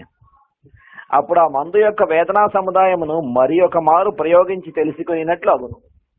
ఇంకోసారి మనం దాన్ని కరెక్ట్ అయితే ఇంత ఆలోచిస్తుంటాం సార్, మనకి ఇంకోసారి కన్ఫర్మ్ అవుతుంది అంటారు. కలిపి వాడినతో ఇట్టే అవకాశం లేదు. కనుకనే అనేక ఔషధములతో చేయునట్టి అలోపతి విధానమునందు మందుల వేరువేరు స్వభావములను నిజ స్థితిలో తెలుసుకున్నటకు ఎప్పుడూ అవకాశం లేదు. 275 Aphorism.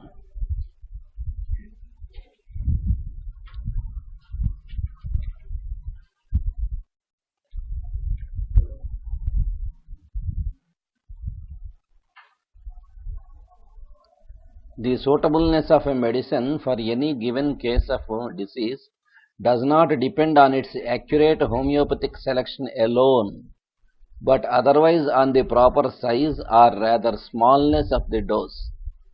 If we give too strong a dose of a medicine, which may have been even quite homeopathically chosen for the morbid state before us, it must, notwithstanding the inherent beneficial character of its nature, prove injurious by its mere magnitude and by the unnecessary too strong impression which by virtue of its homeopathic similarity of action it makes upon the vital force which it attacks, and through the vital force upon those parts of the organism which are the most sensitive and are already most affected by the natural disease.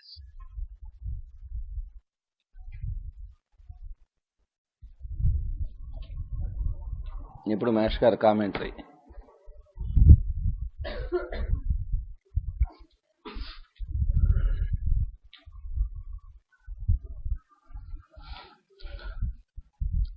వైద్య నైపుణ్యము సరి అయిన మందును సరి అయిన రోగికి వాడుటలో మాత్రమే లేదు, మందును ఎంత తగ్గించి వాడవలెనో తెలియుటలో కూడా ఉన్నది. అనగా మందును నిర్ణయించుట ఎంతగా తెలియవలెనో పొటెన్సీ నిర్ణయించుట కూడా అంతగా తెలియవలెను. ఒక మందును వాడవలసిన దానికన్నా ఎక్కువ ప్రమాణములో వాడినచో కావలసిన దానికన్నా ఎక్కువ వేదనలు పుట్టి హాని కలిగించును. సారూప్యం ఉండుట వలన ఎంతగా పనిచేయునో అంతగానే హాని కూడా కలిగించును. ప్రాణశక్తిపై ఎక్కువ బాధ పుట్టించును కదా.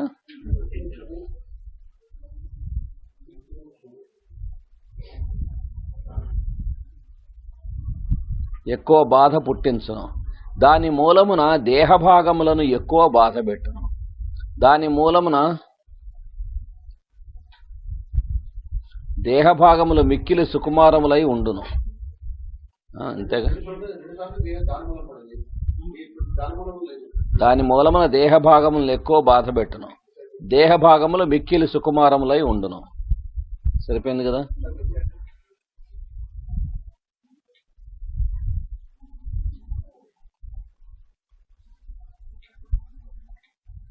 మరియు నైసర్గిక వ్యాధి వలన అంతకు ముందే పీడింపబడి ఉండును. వివరణము. వాడవలసిన దానికన్నా ఔషధ పరిమాణం ఎక్కువైనచో ప్రాణశక్తికి బాధ ఎక్కువగును. ఔషధ పరిమాణము ఎక్కువగుట అనగా కావలసిన దానికన్నా తక్కువ పొటెన్సీలో వాడుట. దీనివలన స్పష్టపడుతున్న అంశములు: ఏ, మందును వాడవలసిన దానికన్నా ఎక్కువ పొటెన్సీలో వాడినను తక్కువ పొటెన్సీలో వాడినను దేహమునకు నష్టము ఉన్నది. బి, ఎక్కువ పొటెన్సీలలో వాడినప్పటికన్నా తక్కువ పొటెన్సీలో వాడినప్పుడే ఎక్కువ బాధ కలుగును.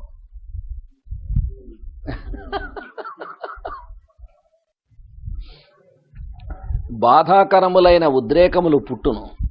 ఉన్న రోగలక్షణములు తాత్కాలికముగా ఎక్కువై ఎక్కువ కాలము బాధపెట్టును. వెంటనే అదే మందును ఎక్కువ పొటెన్సీలో వాడినచో ఈ బాధలు తగ్గిపోవు. పొటెన్సీ తక్కువైనప్పుడు బాగా బాధలు ఎక్కువ అవుతాయి. కానీ అప్పటికే సిమిలారిటీ ఈ మెడిసిన్కే ఉంది, ఇంకే మెడిసిన్ మారలే, టోటాలిటీ మారలే, ఈ మెడిసిన్ టోటాలిటీ ఉంది. అప్పుడు మనం అర్థం చేసుకోవాల్సింది ఏంటంటే పొటెన్సీ చాలనే వెంటనే ఈ పొటెన్సీ వేస్తేనే అగ్రవేట్ చేసింది, నెక్స్ట్ పొటెన్సీ వేస్తే ఏమవుతుందని కంగారు పడకూడదు. నెక్స్ట్ పొటెన్సీ వేస్తే ఇవన్నీ మొత్తం సబ్సైడ్ అవుతాయి. ఇంకా పొటెన్సీ చాలకపోయినా ఈ రకమైన ప్రాబ్లమ్స్ వస్తాయంటున్నారు.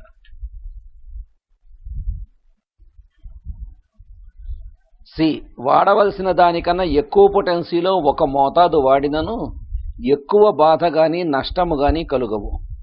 తక్కువ పొటెన్సీలో వాడినచో ఔషధ లక్షణములు విజృంభించి దేహతత్వమునందు లోతుగా స్థిరపడదు.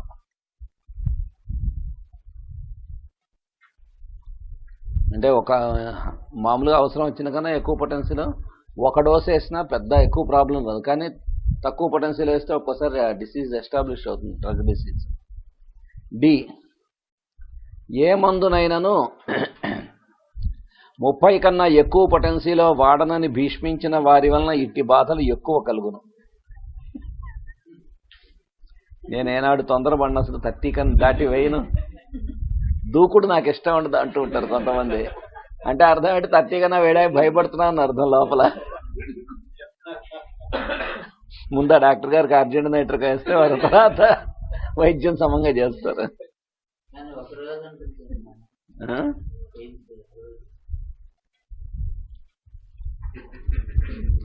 అట్లే పెద్ద పెద్ద పొటెన్సీలలో లెక్కలేనన్ని మోతాదులు వారి వలన మరికొన్ని బాధలు కలుగును. ఏ రోజు నేను 10 kg కన్నా తక్కువ అయినండో అంటాను. ఏ పొటెన్సీలోనైనను ప్రతిదినము 1-2 మోతాదులను వాడుకొనుచుండుమని రోగికి మందు సీసానిచ్చి పంపినచో అపారమైన అపకారము కష్టనష్టములు కలుగును. నక్సాగా 200 రోజు 2 డోసులు వేసుకొని తగ్గే వరకు, ఆ తర్వాత ఉంటే రండి. ఎవరు పేషెంట్?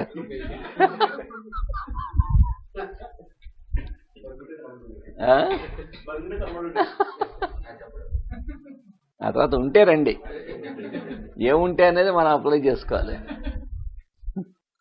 ఈ హ్యానిమన్ చెప్పిన విధమున ప్రతిదినము మోతాదులను వాడదలిచినచో అతడు శాసించిన విధమున సొంతముగా మందులను తయారు చేసుకుని ఒక్కొక్క మోతాదునే పొటెన్సీ ఆరోహణ క్రమమును మార్చుతూ వాడవలెను.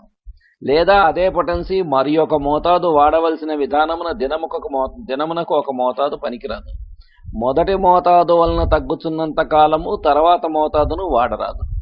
కనుకనే షాపులో సీసా కొని ప్రతిదినము 1-2 మోతాదుల చొప్పున వాడుకొనుమని చెప్పుట అజ్ఞానము, రాక్షసత్వము.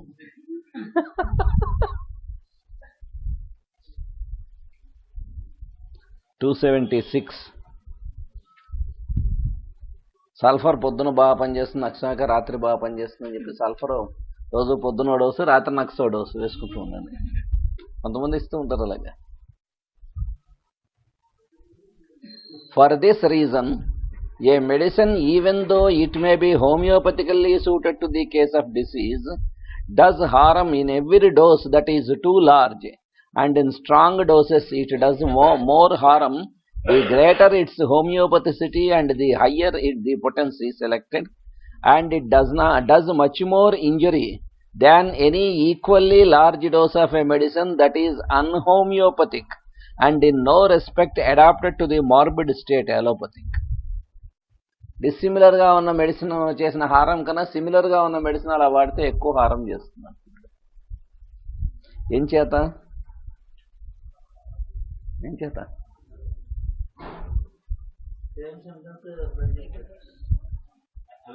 అవును, డిస్సిమిలర్గా ఉన్నది ఎందుకు ఎక్కువ హారం చేయదు, సిమిలర్గా ఉన్నది ఎందుకు హారం చేస్తుంది?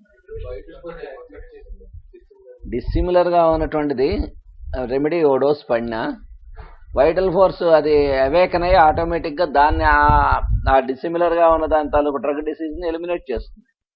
కానీ సిమిలర్గా ఉన్నటువంటిది ఏం చేస్తుంది? సిమిలర్ డ్రగ్ డిసీజ్ కదా ప్రొడ్యూస్ చేసేది. అది రిపీటెడ్గా వాడడం వల్ల ఏమవుతుంది? డ్రగ్ డిసీజ్ స్ట్రాంగ్గా ఎస్టాబ్లిష్ అవుతుంది. Too large doses of an accurately chosen homeopathic medicine, and especially when frequently repeated, bring about much trouble as a rule. They put the patient not seldom in danger of life or make his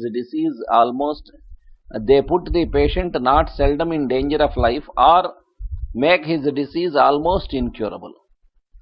They do indeed extinguish the natural disease so far as the cessation of life principle is concerned, and the patient no longer suffers from the original disease from the moment that too strong dose of homeopathic medicine acted upon him, but he is in consequence more ill with the similar but more violent medicinal disease, which is most difficult to destroy.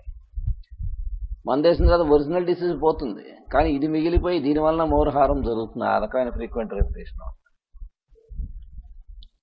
ఫుట్నోట్స్. The prize bestowed of late years by some few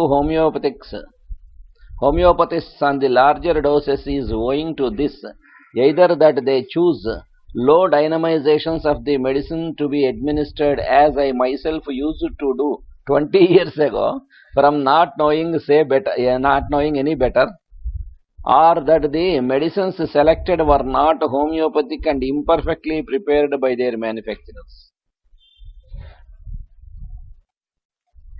Thus the continuous usage of aggressive allopathic large doses of mercurials against syphilis develops almost incurable mercurial maladies.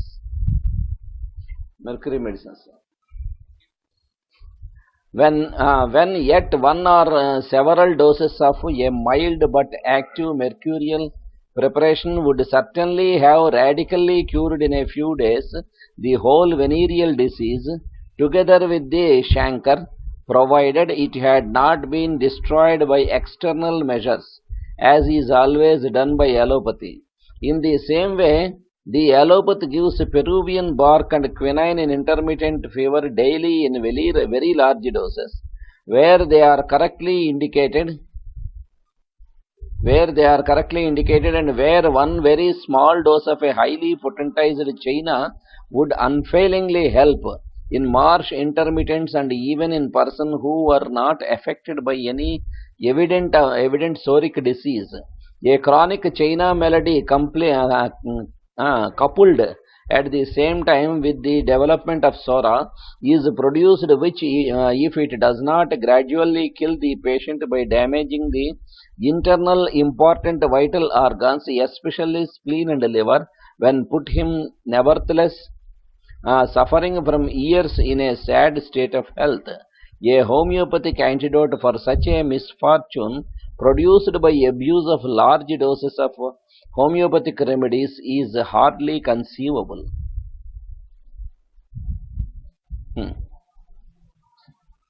ఎంత క్లియర్గా ఇచ్చారో ఆయన పొరపాటు లేదు పాపం.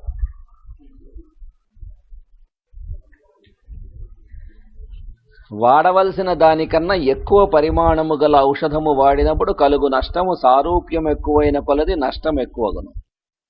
చక్కగా రోగ పరిస్థితితో సారూప్యము సిద్ధించిన ఔషధమైనచో అపార నష్టము కలుగును.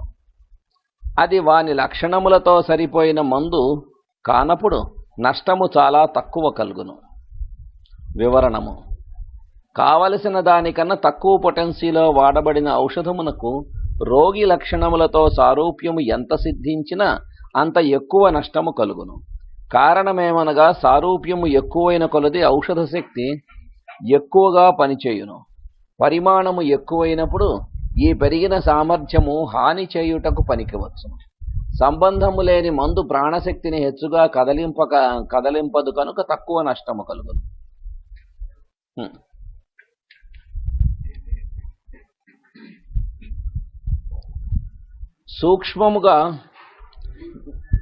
సూక్ష్మముగా నిర్ణయింపబడిన మందుని ఎక్కువ పరిమాణమును ఎక్కువ తరచుగా వాడినచో చాలా బాధ కలిగించును.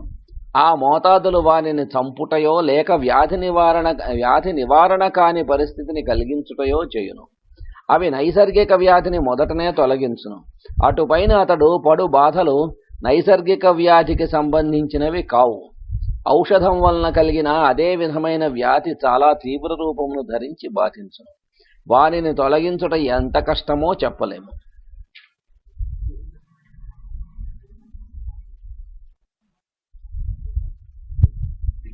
వివరణము: హోమియోపతి మందు సీసాను రోగి చేతికిచ్చి ప్రతిదినము వాడుకొనుమని చెప్పుట వలన రోగి రాను రాను ఎక్కువ రోగగ్రస్తుడై రోగములలో పాతుకొని పోవును.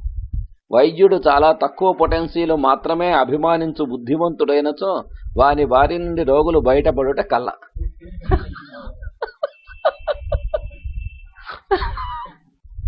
బుద్ధిమంతుడైన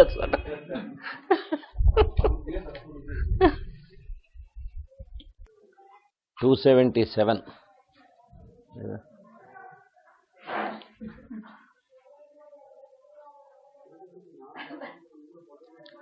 For the same reason, and because a medicine, provided the dose of it was sufficiently small, is all the more salutary and almost marvelously efficacious, the more accurately homeopathic its selection has been. A medicine whose selection has been accurately homeopathic must be all the more salutary the more its dose is reduced to the degree of minuteness appropriate for a gentle remedial effect.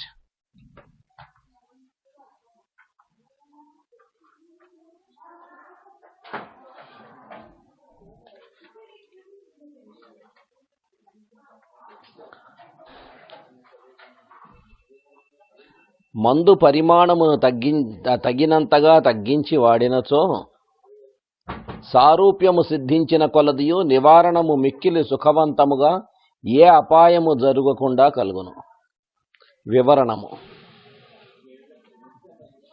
అవసరమును బట్టి వీలైనంత ఎక్కువ పొటెన్సీలలో వాడినచో ఔషధము సారూప్యమును బట్టి సౌకర్యము నివారణమందు సౌఖ్యము కలుగును. అనగా కావలసిన దానికన్నా చాలా పెద్ద పొటెన్సీలో వాడవలనని అర్థము కాదు.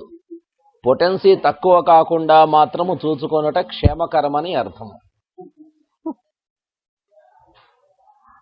278. Here the question arises, what is this most suitable degree of minuteness for sure and gentle remedial effect? How small, in other words, must be the dose of each individual medicine homeopathically selected for a case of disease to effect the best cure? To solve this problem and to determine for every particular medicine what dose of it will suffice for homeopathic therapeutic purposes and yet be so minute that the gentlest and most rapid cure may be thereby obtained. To solve this problem is, as may easily be conceived, not the work of theoretical speculation, not by fine spinning reasoning, not by specious sophistry, can we expect to obtain the solution of this problem. It is just as impossible as to tabulate in advance all imaginable cases.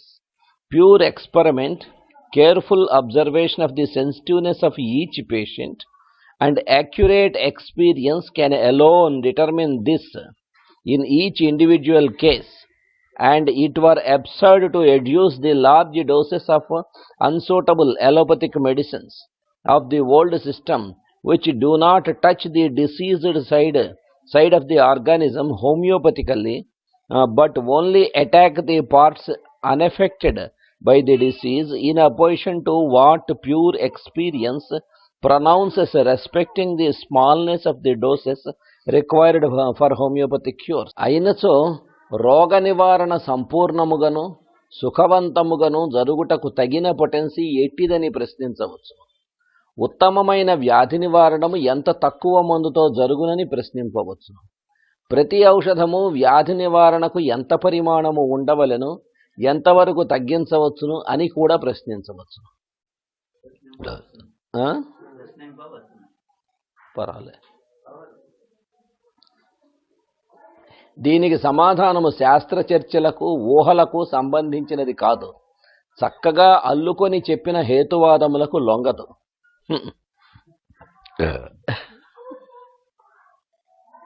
ప్రత్యేకముగా సంకేతపరచి శాస్త్రీయ వివరణ చేయుట వలన లొంగదు. ప్రపంచమున సంభవింపగల వ్యాధుల వైఖరులను వాని లేతముదుళ్లను ముందుగా ఊహించి గణ విభజన చేసి వ్రాసి పెట్టుకొనుట ఎంత హాస్యాస్పదమో ఇది కూడా అంతియే. ప్రతి రోగి విషయమును ప్రత్యేకముగా తన ప్రయోగ విజ్ఞానము వినియోగము చేయవలెను.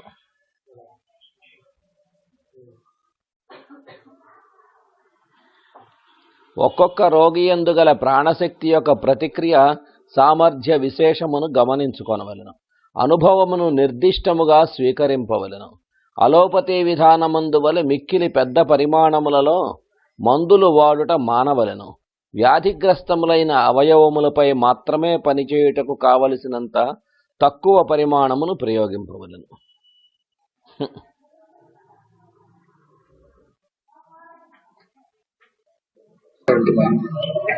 279 aphorism.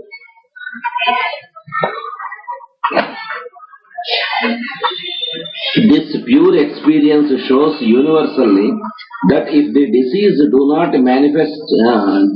manifestly depend on a considerable deterioration of an important viscus, even though it belongs to the chronic complicated diseases, and if during the treatment all other ailments, alien medicinal influences are kept away from the patient, the dose of the homeopathically selected and highly potentized remedy for the beginning of treatment of an important, especially chronic disease can never be prepared so small that it shall not be stronger than the natural disease and shall not be able to overpower it, at least in part, and extinguish it from the sensation of the principle of life, and thus make a beginning of a cure.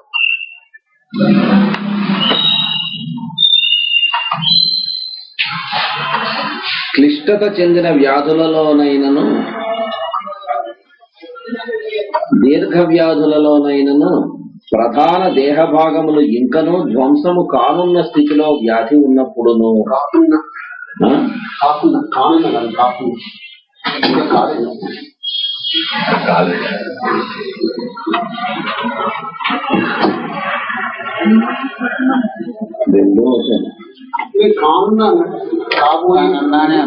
సమాధానం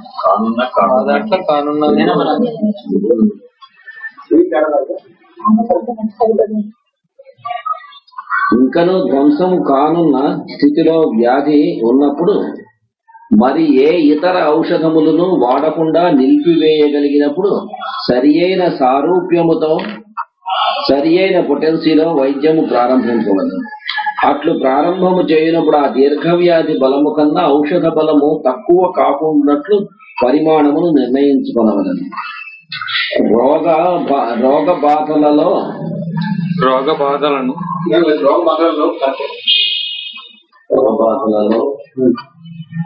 కొన్నిటినైనను తొలగింపగల ఔషధ పరిమాణము ఉన్నచో వ్యాధి నివారణము ప్రారంభమైనట్లే.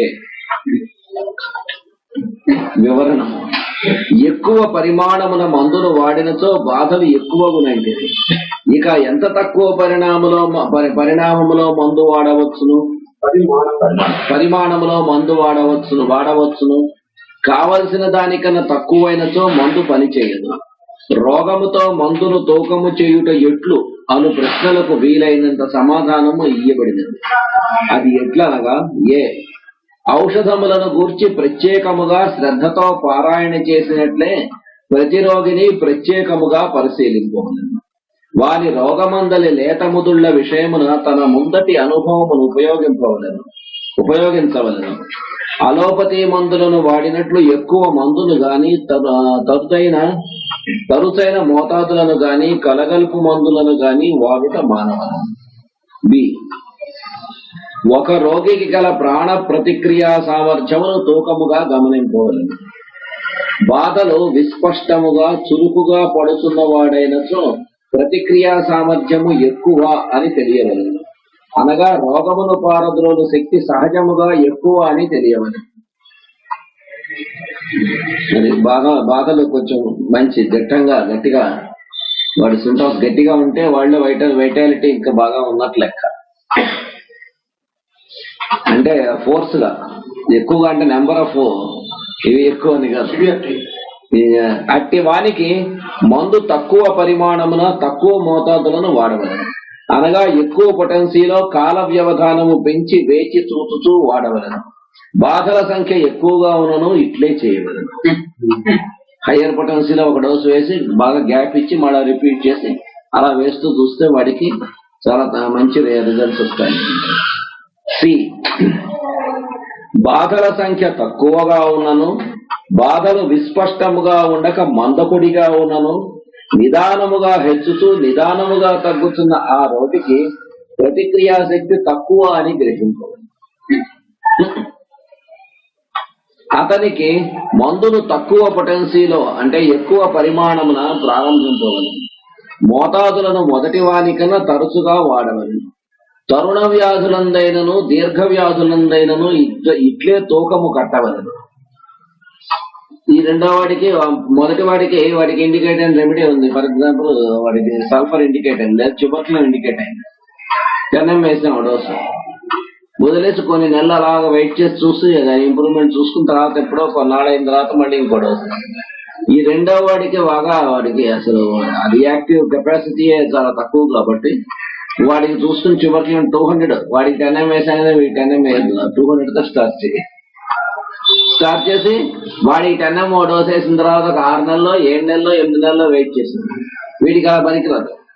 వీడికి చూసుకుని చివరికి 200 అవసరాన్ని బట్టి 3 వారాలు, నెల రోజులు, నెలన్నర ఎంతో చూసుకుని ఆ ప్రకారం కొంచెం దానికన్నా ఫ్రీక్వెంట్ గా వీడికి రిపిటేషన్ ఇవ్వాలి. డి, ఇక దీర్ఘ వ్యాధులు 2 దశలలో కనిపించును. 1, దేహ వ్యాధులకు ఎట్టి నష్టము కలుగుని మొదటి దశలో ఉన్నవి ఒక రకం. దేహ ధాతువులకు ఎట్టి నష్టము కలుగని మొదటి దశలో ఉన్నవి ఒక రకము. అంటే ఇంకా అప్పటికి ఇంకా టిష్యూ చేంజెస్ రాలే. ఇందు వేదనల వాడిదనము ఎక్కువ ఉండును, అంటే మంచి ఫోర్స్ గా ఉంటాయి సింటమ్స్. ఇంకా అక్కడ గట్టిగా టిష్యూ చేంజెస్ ఏం స్టార్ట్ కాదు. దేహ భాగముల వ్యాపారము సక్రమముగా ఉండును. ఇట్టి రోగులకు మందు ప్రారంభించినప్పుడు మందు పరిమాణము సరిపోవలను కనుక మొదటి మోతాదును తక్కువ పొటెన్సీలో వాడవలను. అది రోగమును పట్టు చిక్కించుకొని కొన్ని బాధలను మాయము చేయును. మనకి 12 అబ్జర్వేషన్స్ లో కూడా ఇస్తాడు. రెమెడీ వేసిన తర్వాత వాడికి టిష్యూ చేంజ్ స్టార్ట్ అవ్వని వాళ్ళు ఎలా పనిచేస్తాయి, టిష్యూ చేంజ్ స్టార్ట్ అయ్యేటువంటి బార్డర్ లో ఉన్నవాడికి ఎలా పనిచేస్తాయి, 10 టిష్యూ రెమెడీస్ లో ఇస్తారు. బార్డర్ లో ఉన్నవాడికి ఆ బార్డర్ లో అసలు టిష్యూ చేంజ్ చేయని వాడికి ఇవే టోటాలిటీ ఆఫ్ సింటమ్స్ ఆ మంది వేసాం, వాడికి చక్కగా పనిచేసి మంచి ఇంప్రూవ్మెంట్ కనిపిస్తుంది. యువతల వాడికి కూడా అలాంటి టోటాలిటీ ఏముంది, అదే డ్రగ్ ఇండికేట్ అయింది, టిష్యూ చేంజ్ స్టార్ట్ అయ్యేటువంటి బార్డర్ లో ఉన్నాడు. వీడికి ఆ డ్రగ్ వేయంగానే వాయించేస్తుంది రిజర్వేషన్ ఒక్కోసారి. ఏం చేత వాడి వైటల్ ఫోర్స్ కూడా స్ట్రాంగ్ గా ఉంది, వేసినటువంటి మందు గట్టిగా వాడిని కుదిపింది. ఆ కుదపడం వాడికి ఆ strong aggravation and final improvement of the patient అన్నాడు. అంటే ఏమవుతుంది, వాడికి ఆ ఎడ్జ్లో ఉన్నాడు, దుమ్ము దులిపేసి వీడికి ఆ టిష్యూ చేంజ్ రాకుండా యువతలు బయటకు పడేస్తుంది. అంచేత అదే టోటాలిటీ, అదే మందు, అదే పొటెన్సీ అయినా వాళ్ళలో కన్నా వీళ్ళు ఎందుకు ఇలా వచ్చిందంటే అబ్జర్వేషన్స్ వచ్చాడు. కాబట్టి తక్కువ పొటెన్సీలో ఒక మోతాదు వేసిన తర్వాత వాడికి కొన్ని బాధలు నివారణ అయిపోతాయి. ట్యూబర్కులను 200 వేసాం, వేసి అబ్జర్వ్ చేస్తే వాడికి కొన్ని కంప్లైంట్స్ తగ్గిపోయాయి. అనగా నివారణ సక్రమముగా ప్రారంభమైనట్లే.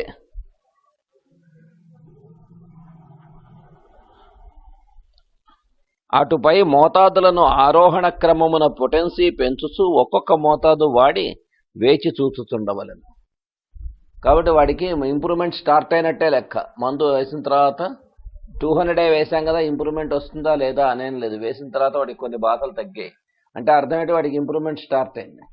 అవసరాన్ని బట్టి నెక్స్ట్ పొటెన్సీలోకి వెళ్ళాలా, ఇది రిపీట్ చేయాలా చూసుకుంటూ నెమ్మదిగా పై పొటెన్సీలకు అవసరం వచ్చినప్పుడల్లా వెళ్తూ అబ్జర్వ్ చేయాలి. బాధలు పూర్తిగా నివారణమైన మోతాదుతో వైద్యము నిలిపివేయవలెను.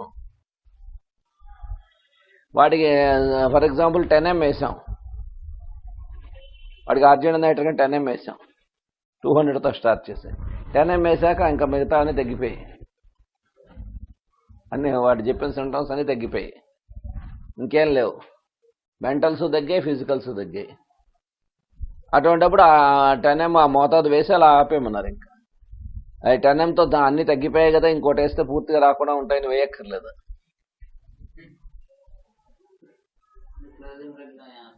ఎందుకు అది మయాజ్మెటిక్, యాంటీ మయాజ్మెటిక్ కదా. నాన్ మయాజ్మెటిక్ అయితే మనం ఏదైనా యాంటీ మయాజ్మెటిక్ రెమెడీ, దాని క్రానిక్ రెమెడీ లెక్కగా దొరికితే అది వేసుకోవచ్చు. మనం నాన్ మయాజ్మెటిక్ రెమెడీ ఒకటి ఇండికేట్ వేసాం అనుకో, తర్వాత అసలు ఎప్పుడు రిపీట్ అవ్వట్లేదు. అప్పుడు దాన్ని క్లోజ్ చేయడానికి సిమ్టమ్స్ ఏం కనిపించట్లేదు, వెయిట్ చేయొచ్చు అక్కర్లే. ఇప్పుడు ఉదాహరణకి ఇగ్నీషియా వేసాం, ఇగ్నీషియా వేస్తే వాడికి 1 డోసు 2 డోసులతోనే పూర్తిగా తగ్గిపోయింది, ఇంకేం లక్షణాలు లేవు. మళ్ళీ దాన్ని క్రానిక్ రెమెడీ వేయక్కర్లే. ఎందుకంటే డీప్ సీటెడ్గా వాడికి రాలే. మనం మొదలు పెట్టినప్పుడే చూస్తే వాడికి ఏదో షాక్తో మొత్తం సింటమ్స్ అన్నీ డెవలప్ అయ్యేది, అంత క్లియర్ అయిపోయింది. కానీ అదే కేసులో ఇగ్నిషియాతో పూర్తిగా తగ్గిపోయి ఒక 5-6 నెలల్లో, 7-8 నెలల్లో, 1 సంవత్సరం అయ్యాక మళ్ళీ వచ్చాయి. మళ్ళీ వస్తే ఇగ్నిషియా వేసాం, మళ్ళీ తగ్గిపోయాయి కదా, సెకండ్ వస్తే ఇన్నాళ్ళు పనిచేసింది కదా అని వదిలేసాం. మళ్ళీ సంవత్సరం పోయాక మళ్ళీ రిపీట్ అయింది. అంటే మనం అర్థం చేసుకోవాలి, అక్కడ చాలటం లేదు. ఆ ఇగ్నిషియా వేసిన తర్వాత ఇగ్నిషియా యాక్షన్ అంతకాలం ఉంటుంది, మయాజ్మేటిక్గా అక్కడ లింగర్ అవుతుంది. అప్పుడు ఇగ్నిషియా తాలూకు క్రానిక్ ఏదో చూసుకుని అట్రమూరో ఏదోటి వాడికి వేసినట్లయితే ఆ తర్వాత రిపిటేషన్స్ ఉండవు. అలాంటి చోట మాత్రం అలా క్లోజ్ చేయాలి. 2, చిరకాలము రోగిని ఆక్రమించి అవయవ భాగములను దేహధాతువులను ధ్వంసము చేసిన స్థితిలో ఉన్న దీర్ఘవ్యాధుల వారు కొందరు ఉందురు. ఆల్రెడీ టిష్యూ చేంజ్ స్టార్ట్ అయిపోయిన వాళ్ళు. గుండె చెడిపోవుట, ఊపిరితిత్తులు చెడిపోవుట, లివర్ చెడిపోవుట, జలోదరము, కుష్టు, పక్షవాతము, గ్యాంగ్రిన్ మున్నగు ఉదాహరణములను గమనింపవచ్చు. వీనికి సామాన్యముగా సంపూర్ణ వ్యాధి నివారణ ప్రసక్తి లేదు. హార్ట్ బాగా దెబ్బతినేసింది, హార్ట్ ఎన్లార్జ్ అయింది, లేదా బాగా లేదా లంగ్స్ 2 దెబ్బతిన్నాయి, లంగ్స్లో క్యావిటీస్ వచ్చాయి, లేదా లివర్ దెబ్బతింది, సిరోసిస్ ఆఫ్ లివర్ వచ్చింది, వాడికి పొట్టలో నీరు చేరింది, ఎస్ఐటిస్ వచ్చింది, లివర్ కూడా సైజ్ తగ్గుతుంది. ఇలాంటి వాటిలో కంప్లీట్గా వాడికి కంప్లీట్ క్యూర్ వస్తుందా? సాధ్యం కాదు. బాధోపశమనము మాత్రమే ఎక్కువ మందిలో సాధ్యము. ఇట్టి స్థితిలో తక్కువ పొటెన్సీలో ప్రారంభించి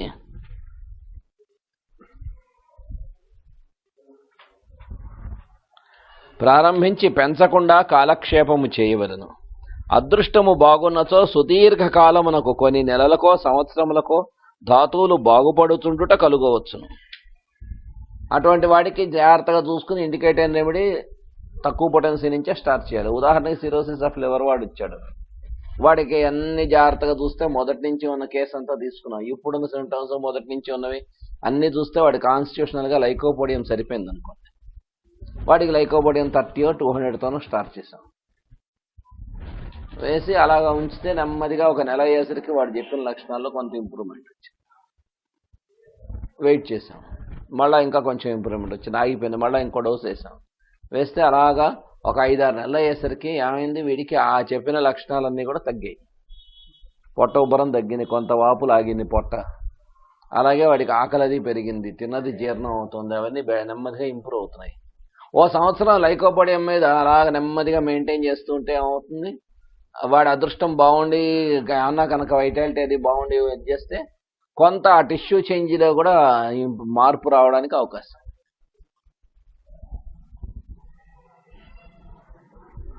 కొన్ని నెలలకో సంవత్సరములకో ధాతువులు బాగుపడుచుండుట కలుగవచ్చును. అప్పుడు ఉపశమనము గాక కొన్ని బాధల నివారణ జరుగును. దానిని గమనించి పొటెన్సీ పెంచి వాడవచ్చు. అటువంటి వాటిలో అలా గనక ఇంప్రూవ్మెంట్ వస్తే వాడికి బాగా అడ్వాన్స్ అయిపోయి మన దగ్గరికి వచ్చేసరికి అడ్వాన్స్ అయిపోయి వాడికి టిష్యూ చేంజెస్ బాగా వచ్చి సఫర్ అవుతున్నప్పుడు వాడికి ఆ పొటెన్సీ మీద జాగ్రత్తగా మెయింటైన్ చేసుకుంటూ అలా నడుపుకుంటూ వెళ్ళాలి కేసు అంతా. అంతేగాని వీడికి తగ్గటం లేదు కదా, లైకోపోడియం ఇండికేట్ 10 వేసేస్తే దాంతో సర్వరోగ నివారణ అయిపోవచ్చు, వాడు కేసు సెటిల్ అయిపోవచ్చు, ఇంకా మన మందు వేయాల్సిన అవసరం లేకుండా.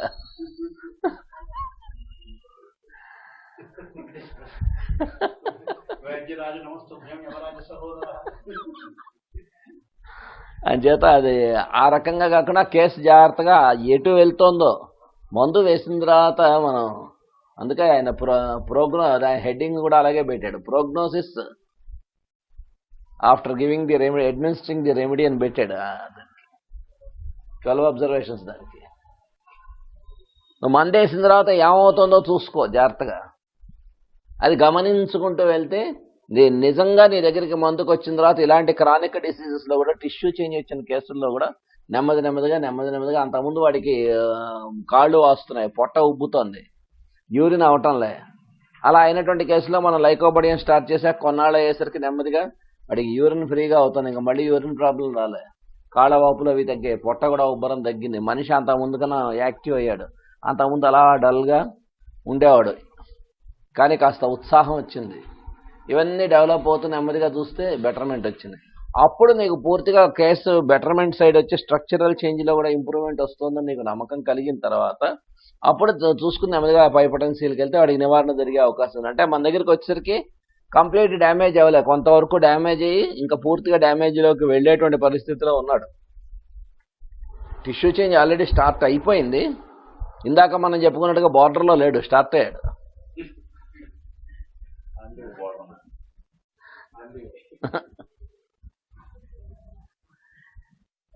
ఇన్నిటిని గమనించి సమీకరించి జేటీ కెంట్ అను శాస్త్రకారుడు ఇట్లు నిర్ణయించెను. ఏ రోగికైనను వైద్యము ప్రారంభించినప్పుడు తత్వమును బట్టి 30-200 పొటెన్సీల్లో ఒక దానితో వైద్యము ప్రారంభించుట క్షేమము. మొట్టమొదటి కేసు మన దగ్గరికి వచ్చినప్పుడే ఎంత జాగ్రత్తగా కేసు రాసుకున్నా కేసు ఏ స్టేజ్లో ఉందని మనం ఎవడం ప్రిడిక్ట్ చేయలేం. ఎలా ప్రిడిక్ట్ చేస్తాం? అన్ని టెస్టులు చేయించాం, అన్ని నార్మల్ అండి, ఏం లేవు, టెస్టులు ఏం లేవు కాబట్టి వీడికి టిష్యూ చేంజ్ లేదు కాబట్టి డైరెక్ట్గా వేసేస్తాం అలాంటివి పనికిరా ఉన్నాడు. టిష్యూ చేంజ్ లేనంత మాత్రాన కేసు ఏ స్టేట్లో ఉందో, వాడి వైటల్ ఫోర్స్ ఎలా ఉందో, నువ్వు ఫస్ట్ కేసు తీసుకున్నంత మాత్రాన అసలు వాడికి ఇంకా మందు ఎలా పనిచేస్తుంది చూసుకోవాలి కదా. అంచేత సేఫ్ సైడ్ ఏంటంటే వాడికి అన్ని వీటిలో 30-200తో స్టార్ట్ చేయమని చెప్పాడు. అంటే యాజ్ ఎ జనరల్ రూల్ చెప్పేసేట. దీర్ఘ వ్యాధులలో 30 పొటెన్సీతో ప్రారంభించి ఒక్కొక్క మోతాదు తర్వాత రోగికి ప్రశాంతి లభించుతున్నంత కాలము తర్వాత మోతాదు వాడరాదు.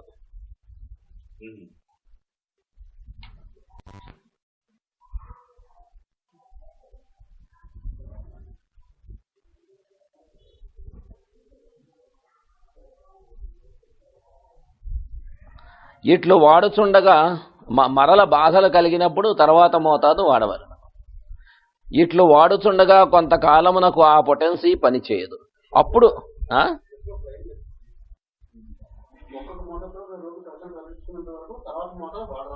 అవును అదేగా ఇప్పుడు చదివింది. నువ్వు వినలే. రోగికి ప్రశాంతి లభించుచున్నంత కాలము తర్వాత మోతాదు వాడరాదు. మరల బాధలు కలిగినప్పుడు తర్వాత మోతాదు వాడవలెను. అది కూడా చదివాను బాబుగారు ఎక్కడో. ఇట్లు వాడుచుండగా కొంతకాలమునకు ఆ పొటెన్సీ పనిచేయదు. అప్పుడు పొటెన్సీ పెంచవచ్చును. ఏ మోతాదుతో బాధలన్నీ మాయమగునో దానితో వైద్యము నిలిపివేయుము కదా.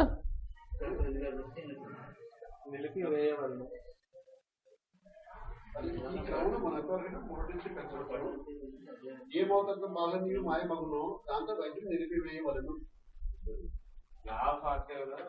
కానీ ఎక్స్ప్లెనేషన్ మాత్రం మాస్టర్ ఒకలే. ఇప్పుడు కనిపించకుండా సింపం కనిపించకపోతే వేయకూడదు. అది లాస్ యాక్టివ్ అంటే ఫస్ట్ 30-200 1M అలా వేసుకుంటూ వెళ్ళిపోవాలి. ఆ 8 పొటెన్షియల్ అని చెప్తారు మాత్రం ఇది ఎక్స్ప్లెనేషన్ అవ్వదు. బి. తరుణ వ్యాధులలో ఎక్కువ మందికి 200 పొటెన్సీతో ప్రారంభము చేయవలెను. అది క్రానిక్ డిసీజెస్లో 30తో స్టార్ట్ చేయొచ్చు, కానీ అక్యూట్ డిసీజ్లో చూసుకుని సాధారణంగా ఎక్కువ కేసులో 200తో స్టార్ట్ చేయాల్సి వస్తుంది. మూడవ మోతాదులు వాడుటలో పై చెప్పిన క్రమమునే పాటించవలెను. పొటెన్సీ పెంచుట కూడా పై చెప్పిన విధముననే చేయబడదు. సి. దీర్ఘ వ్యాధులలో దేహధాతువులు చెడిపోయిన వారికి 30 పొటెన్సీలో గాని, మిక్కిలి శిథిలమైన వారికి ఇంకనూ తక్కువ పొటెన్సీలో గాని ప్రారంభం 6లో ప్రారంభించాలి. వాడికి బాగా డ్యామేజ్ అయిపోయాడు. ఏ పొటెన్సీ వేసినా కూడా తేడా చేస్తుందేమో, అగ్రవేట్ చేస్తుందేమో అన్న పరిస్థితిలో ఉంది వైటల్ ఫోర్స్. ఉదాహరణ వాడి కోనియం ఇండికేట్ అయింది ఆ స్టేజ్లో. అయితే 6తో స్టార్ట్ చేయమన్నారు. 6 స్టార్ట్ చేసి అవసరం ఉంటే డైలీ 2 డోసెస్ 3 డోసెస్ అవసరాన్ని బట్టి చూసుకుని అలా స్టార్ట్ చేసి నెమ్మదిగా పైకాడు. లేదా బాగా అక్యూట్గా ఉన్నటువంటి ఆస్తమా కేసు వచ్చింది, వాడికి ఇపికాక్ 6తో స్టార్ట్ చేయి. ఇపికాక్ ఇండికేట్ అయింది, ఇపికాక్ 6తో స్టార్ట్ చేసి డైలీ 3 డోసెస్ 4 డోసెస్ లేదా 3 అవర్స్కో డోసో 6 నువ్వు అలా వేసినా పర్వాలేదు. లేదా స్పాంజియా ఇండికేట్ అయింది, బాగా ఆస్థమాటిక్ అటాక్, స్పాంజియా 3x కానీ, స్పాంజియా మొదటి నుంచి కానీ, స్పాంజియా 6 కానీ 30 వేసినా వాడికి ఇంప్రూవ్మెంట్ వచ్చే పరిస్థితిలో లేడు, ఇలా వేయచ్చు.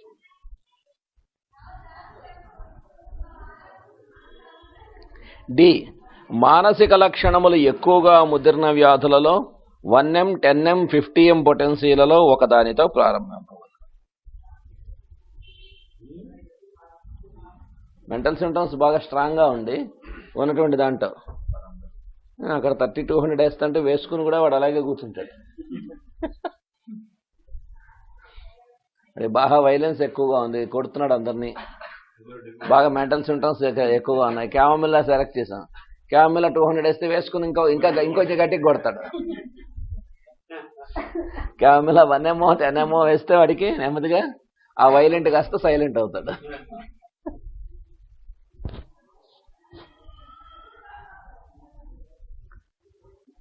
Aphorism 280. ఒకసారి స్తంభానికి దూకేస్తానని చెప్తున్నాడు, కేవలం జనం విషయం దూకేశాడు ఒకడు, ఫస్ట్ ఫ్లోర్ నుంచి కిందకి దూకేశాడు.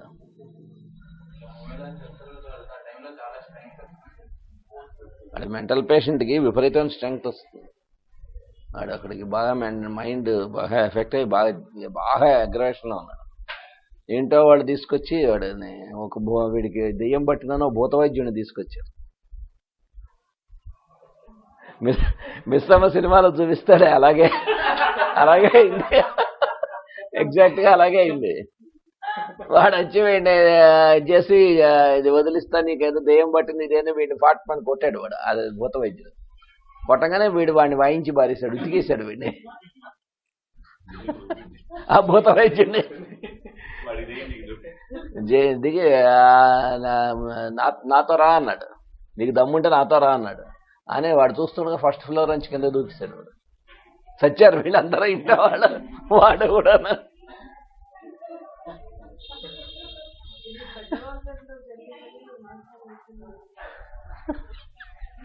అప్పుడు వాడికి బెల్డోనా హై డోస్ వేసాం.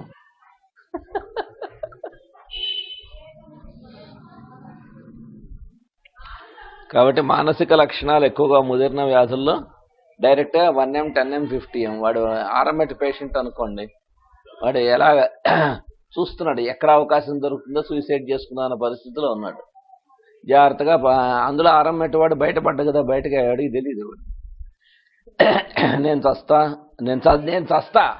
నేను సూసైడ్ చేసుకుంటా అని అరుస్తున్నాడు అనుకో, వాడు ఆర్ఎంఎట్ కాదు. మీరు నా మాట వినకపోతే నేను నూతిలో దూకుతా చస్తా అన్నాడు అనుకో, దూకమని చెప్పొచ్చు అని.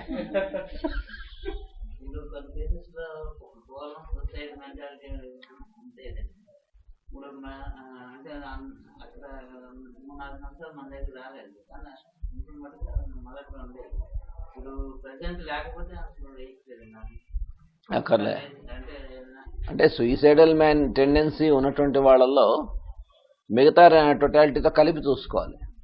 ఎందుకంటే సూసైడల్ టెండెన్సీ ఉన్నటువంటి వాడిలో ఆ డిస్పైర్, ఇండిఫరెన్స్, వాడికి ఆ ల్యాక్ ఆఫ్ సెల్ఫ్ కాన్ఫిడెన్స్, నేను ఎందుకు పనికిరాను, నేను ఏది ముట్టుకున్నా బూడిదే అనే అభిప్రాయం ఉందనుకోండి, నేను బతకడం వేస్ట్, ఈ లోకంలో నేను ఉండడం వల్ల మిగతా వాళ్ళకే దండగా, ఇలాంటి అభిప్రాయాలు ఉన్నాయనుకోండి, వాడు ఆరంభట్లోకి వస్తాడు. కానీ సూసైడల్ టెండెన్సీ అంటే వాడికి విపరీతమైన కోపం ఉంటుంది. ఆ కోపం వస్తే వాడు వాయించేస్తూ ఉంటాడు, ఏ పని అవతల వాడిని ఏదైనా చేస్తూ ఉంటాడు. వాడు ఆరంభట్లోకి రాడు, వాడు నేట్రమ్ సెల్ఫ్లోకి వెళ్తాడు. ఆరంభట్లో ఎంత సూసైడల్ మ్యానీ ఉందో నేట్రమ్ సెల్ఫ్లో అంత సూసైడల్ మ్యానీ. వాడు బెదిరించడు, వాడు కోపం ఉంటుంది. వాడి ఆ ఇంపల్సివ్ నేచర్ ఉన్న వాడికి ఆ క్షణంలో వాడికి ఏమనిపిస్తే చేస్తాడు. ఉదాహరణకి హెపార్ సెల్ఫ్, ఎనకార్డియము. హెపార్ సెల్ఫ్లో చదువుతాడు, ఆ కోపం వస్తే ఒళ్ళో ఉన్నటువంటి పిల్లవాడిని కూడా పొయ్యిలోకి విసిరేస్తుంది అంటాడు, అంత ఇంపల్స్ వస్తుంది అంటాడు. బార్బర్కి హెపార్ సెల్ఫ్ బార్బర్కి వాడికి ఇంపల్స్ వస్తే వాడు షేవింగ్ చేస్తే ఇక్కడ థ్రోట్ కట్ చేస్తాడు అంటాడు. టెండెన్సీ ఉన్నవాడికి హైయర్ పొటెన్సీ వేస్తే కానీ వాడు ఆగడు. కొంతమంది అంత సూసైడల్ టెండెన్సీ ఉన్నట్టు బయటికి తెలియదు. ఒక్కోసారి అవకాశాన్ని బట్టి కూడా ఆ అవకాశం వచ్చే వరకు వెయిట్ చేస్తారు. అదే వాడు ఎనకార్డియం వాడో బెల్డోనా వాడో వీళ్ళు అనుకో బెదిరిస్తూ ఉంటారు. మా నాన్నగారు చెప్పేవారు, ఒక కథ జరిగింది. వాళ్ళ రిలేటివ్స్ ఏంటో వాడు ఒక్కడే కొడుకు అయితే ఫాదర్ పోయాడు చిన్నప్పుడే. తల్లిని బెదిరిస్తూ ఉండేవాడు వీడు. వాడికి ఏది కావాల్సి వచ్చినా తల్లిని నూతిలో దూకేస్తాను బెదిరిస్తుంటే పాపం వాడు భయపడిపోయి అన్ని చేస్తుండే. సరే వాడి మా తాతగారు ఆయన ఏం చేశారట, వీడిలాగా ఆయన బెదిరిస్తూ ఉండడం చూసి రైట్ రా అన్నారు. వచ్చాడు. నడువుకి తాడు కట్టి నూతులోకి దింపేశారు.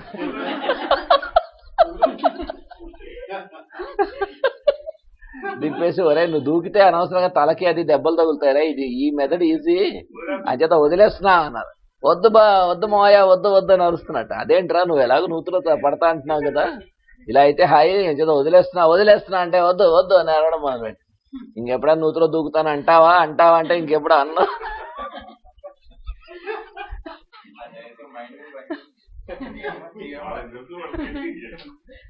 సార్ యతీంద్రుల వారు అది అలాంటిదే చేశారు ఎక్స్పెరిమెంట్. ఆయన ఆశ్రమంలో కూర్చొని రాసుకుంటున్నారు ఏలూరులో. వస్తే వాడు ఇంట్లో తినేస్తున్నాడు తల్లిని, ఒకడే కొడుకు, వాడు పెద్దవాడే 45 ఏళ్ళు ఎంతో ఉంటాయి, 40 ఏళ్ళు.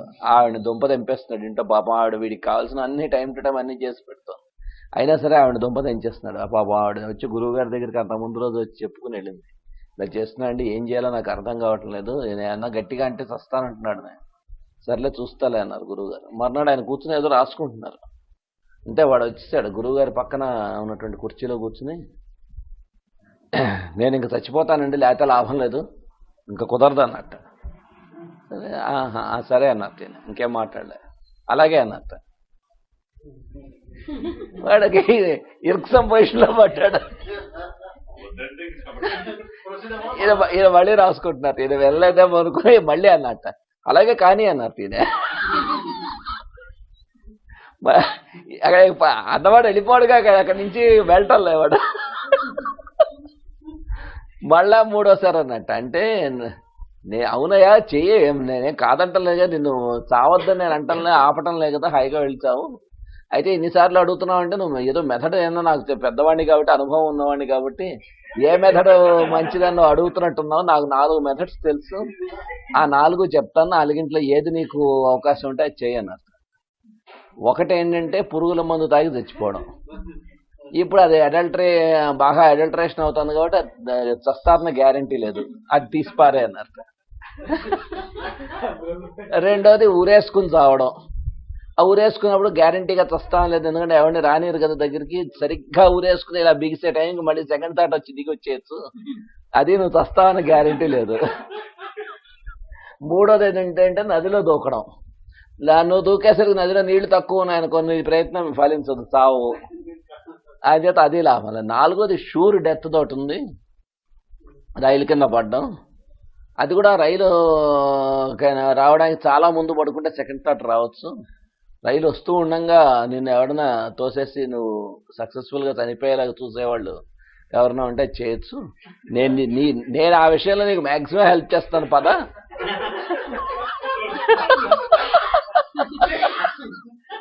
పదలే స్టేషన్కి వెళ్దాం అన్నారు. వాడు దేవటలో నీరు కారిపోతున్నాడు.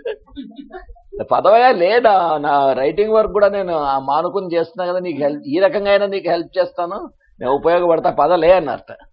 ఇంకా అసలు సెకండ్ థాట్ ఉండదు, నువ్వు అక్కడ అయిపోయే వరకు నేను చూసే వస్తాను గ్యారంటీగా, అంచేత నీకు ఆ రకంగా హెల్ప్ చేస్తా పద అన్నట్ట. అంటే వాడు కదలటం కదలవేటన్నట్ట. వాడు తెల్లపోయి ఏం చెబుతాడు, అది కాదు గురువు గారు అన్నట్ట. ఏది కాదు నువ్వు చద్దాం అనుకున్నావు కదా, ఇంకేదైనా సెకండ్ థాట్ ఉంటే అప్పుడు ఆలోచిద్దాం లే అన్నట్ట అని రెక్క పట్టుకుని మంచి దిట్టంగా ఉండేవారు. లేపి నుంచోబెడితే బాబు అని కాడమే పడి, నేను మీరు చచ్చిపోతానంటే మీరు వద్దంటారేమో అనుకుంటున్నా దగ్గరించాడట. ఏవాడు కొవ్వెక్కిందంటే ఎందుకురా చావడం, పిచ్చి వేషాలు, ఆవిడ పెద్దవాడు, మీ తల్లి నీకు అన్ని చేసి పెడుతుంటే వాడు పొగరెక్కిందంటే ఇంకెప్పుడైనా చస్తాను అన్నావంటే మీ ఇంటికి వచ్చి నేను తీసుకెళ్ళి ఆ పని చేస్తాను జాగ్రత్త అన్నారు. ఇంకా మరి ఇంకెప్పుడు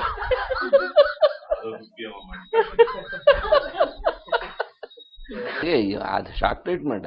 ఆయన ఒకసారి అలాగే లక్ష్మణ యతీంద్రుల వారే ఇంకోసారి అలాగే కూర్చొని రాసుకుంటుంటే పాపం ఒక ఆవిడ వచ్చి, అండి నన్ను చితక బాధేస్తున్నాడు మా అబ్బాయి, విపరీతంగా కొడుతున్నాడు, కొట్టేసి అయిపోయాకేమో సారీ నాకు ఆ కోపం వచ్చినప్పుడు ఏం చేస్తున్నాను నాకు తెలియటం లేదు, జంతువులా బిహేవ్ చేస్తున్నాను, ఆ టైంలో నేను కంట్రోల్ చేసుకోలేకపోతున్నాను అని మళ్ళీ సారీ చెప్తున్నాడు.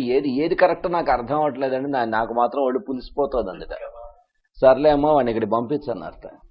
కూర్చుని రాసుకుంటున్నట్టు, వాడు వచ్చి కూర్చున్నట్టు ఎదురుగుండా కుర్చీలో రాసుకుంటూ సడన్గా లేచి ఫాట్ పని లెంపకాయ కొట్టారు చాలా గట్టిగా. కొట్టేసి మళ్ళీ కామ్గా కూర్చొని రాసుకుంటున్నట్ట.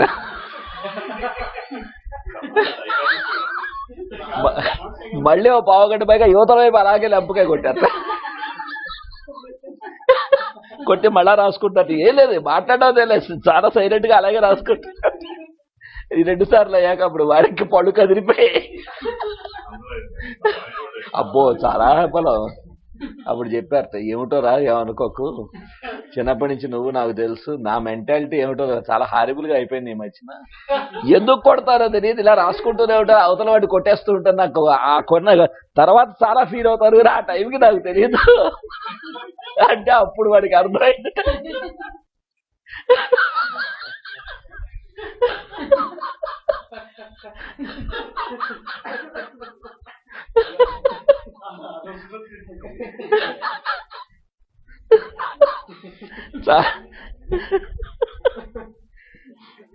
ఆయన చెప్పారు ఇన్సిడెంట్స్ అన్ని.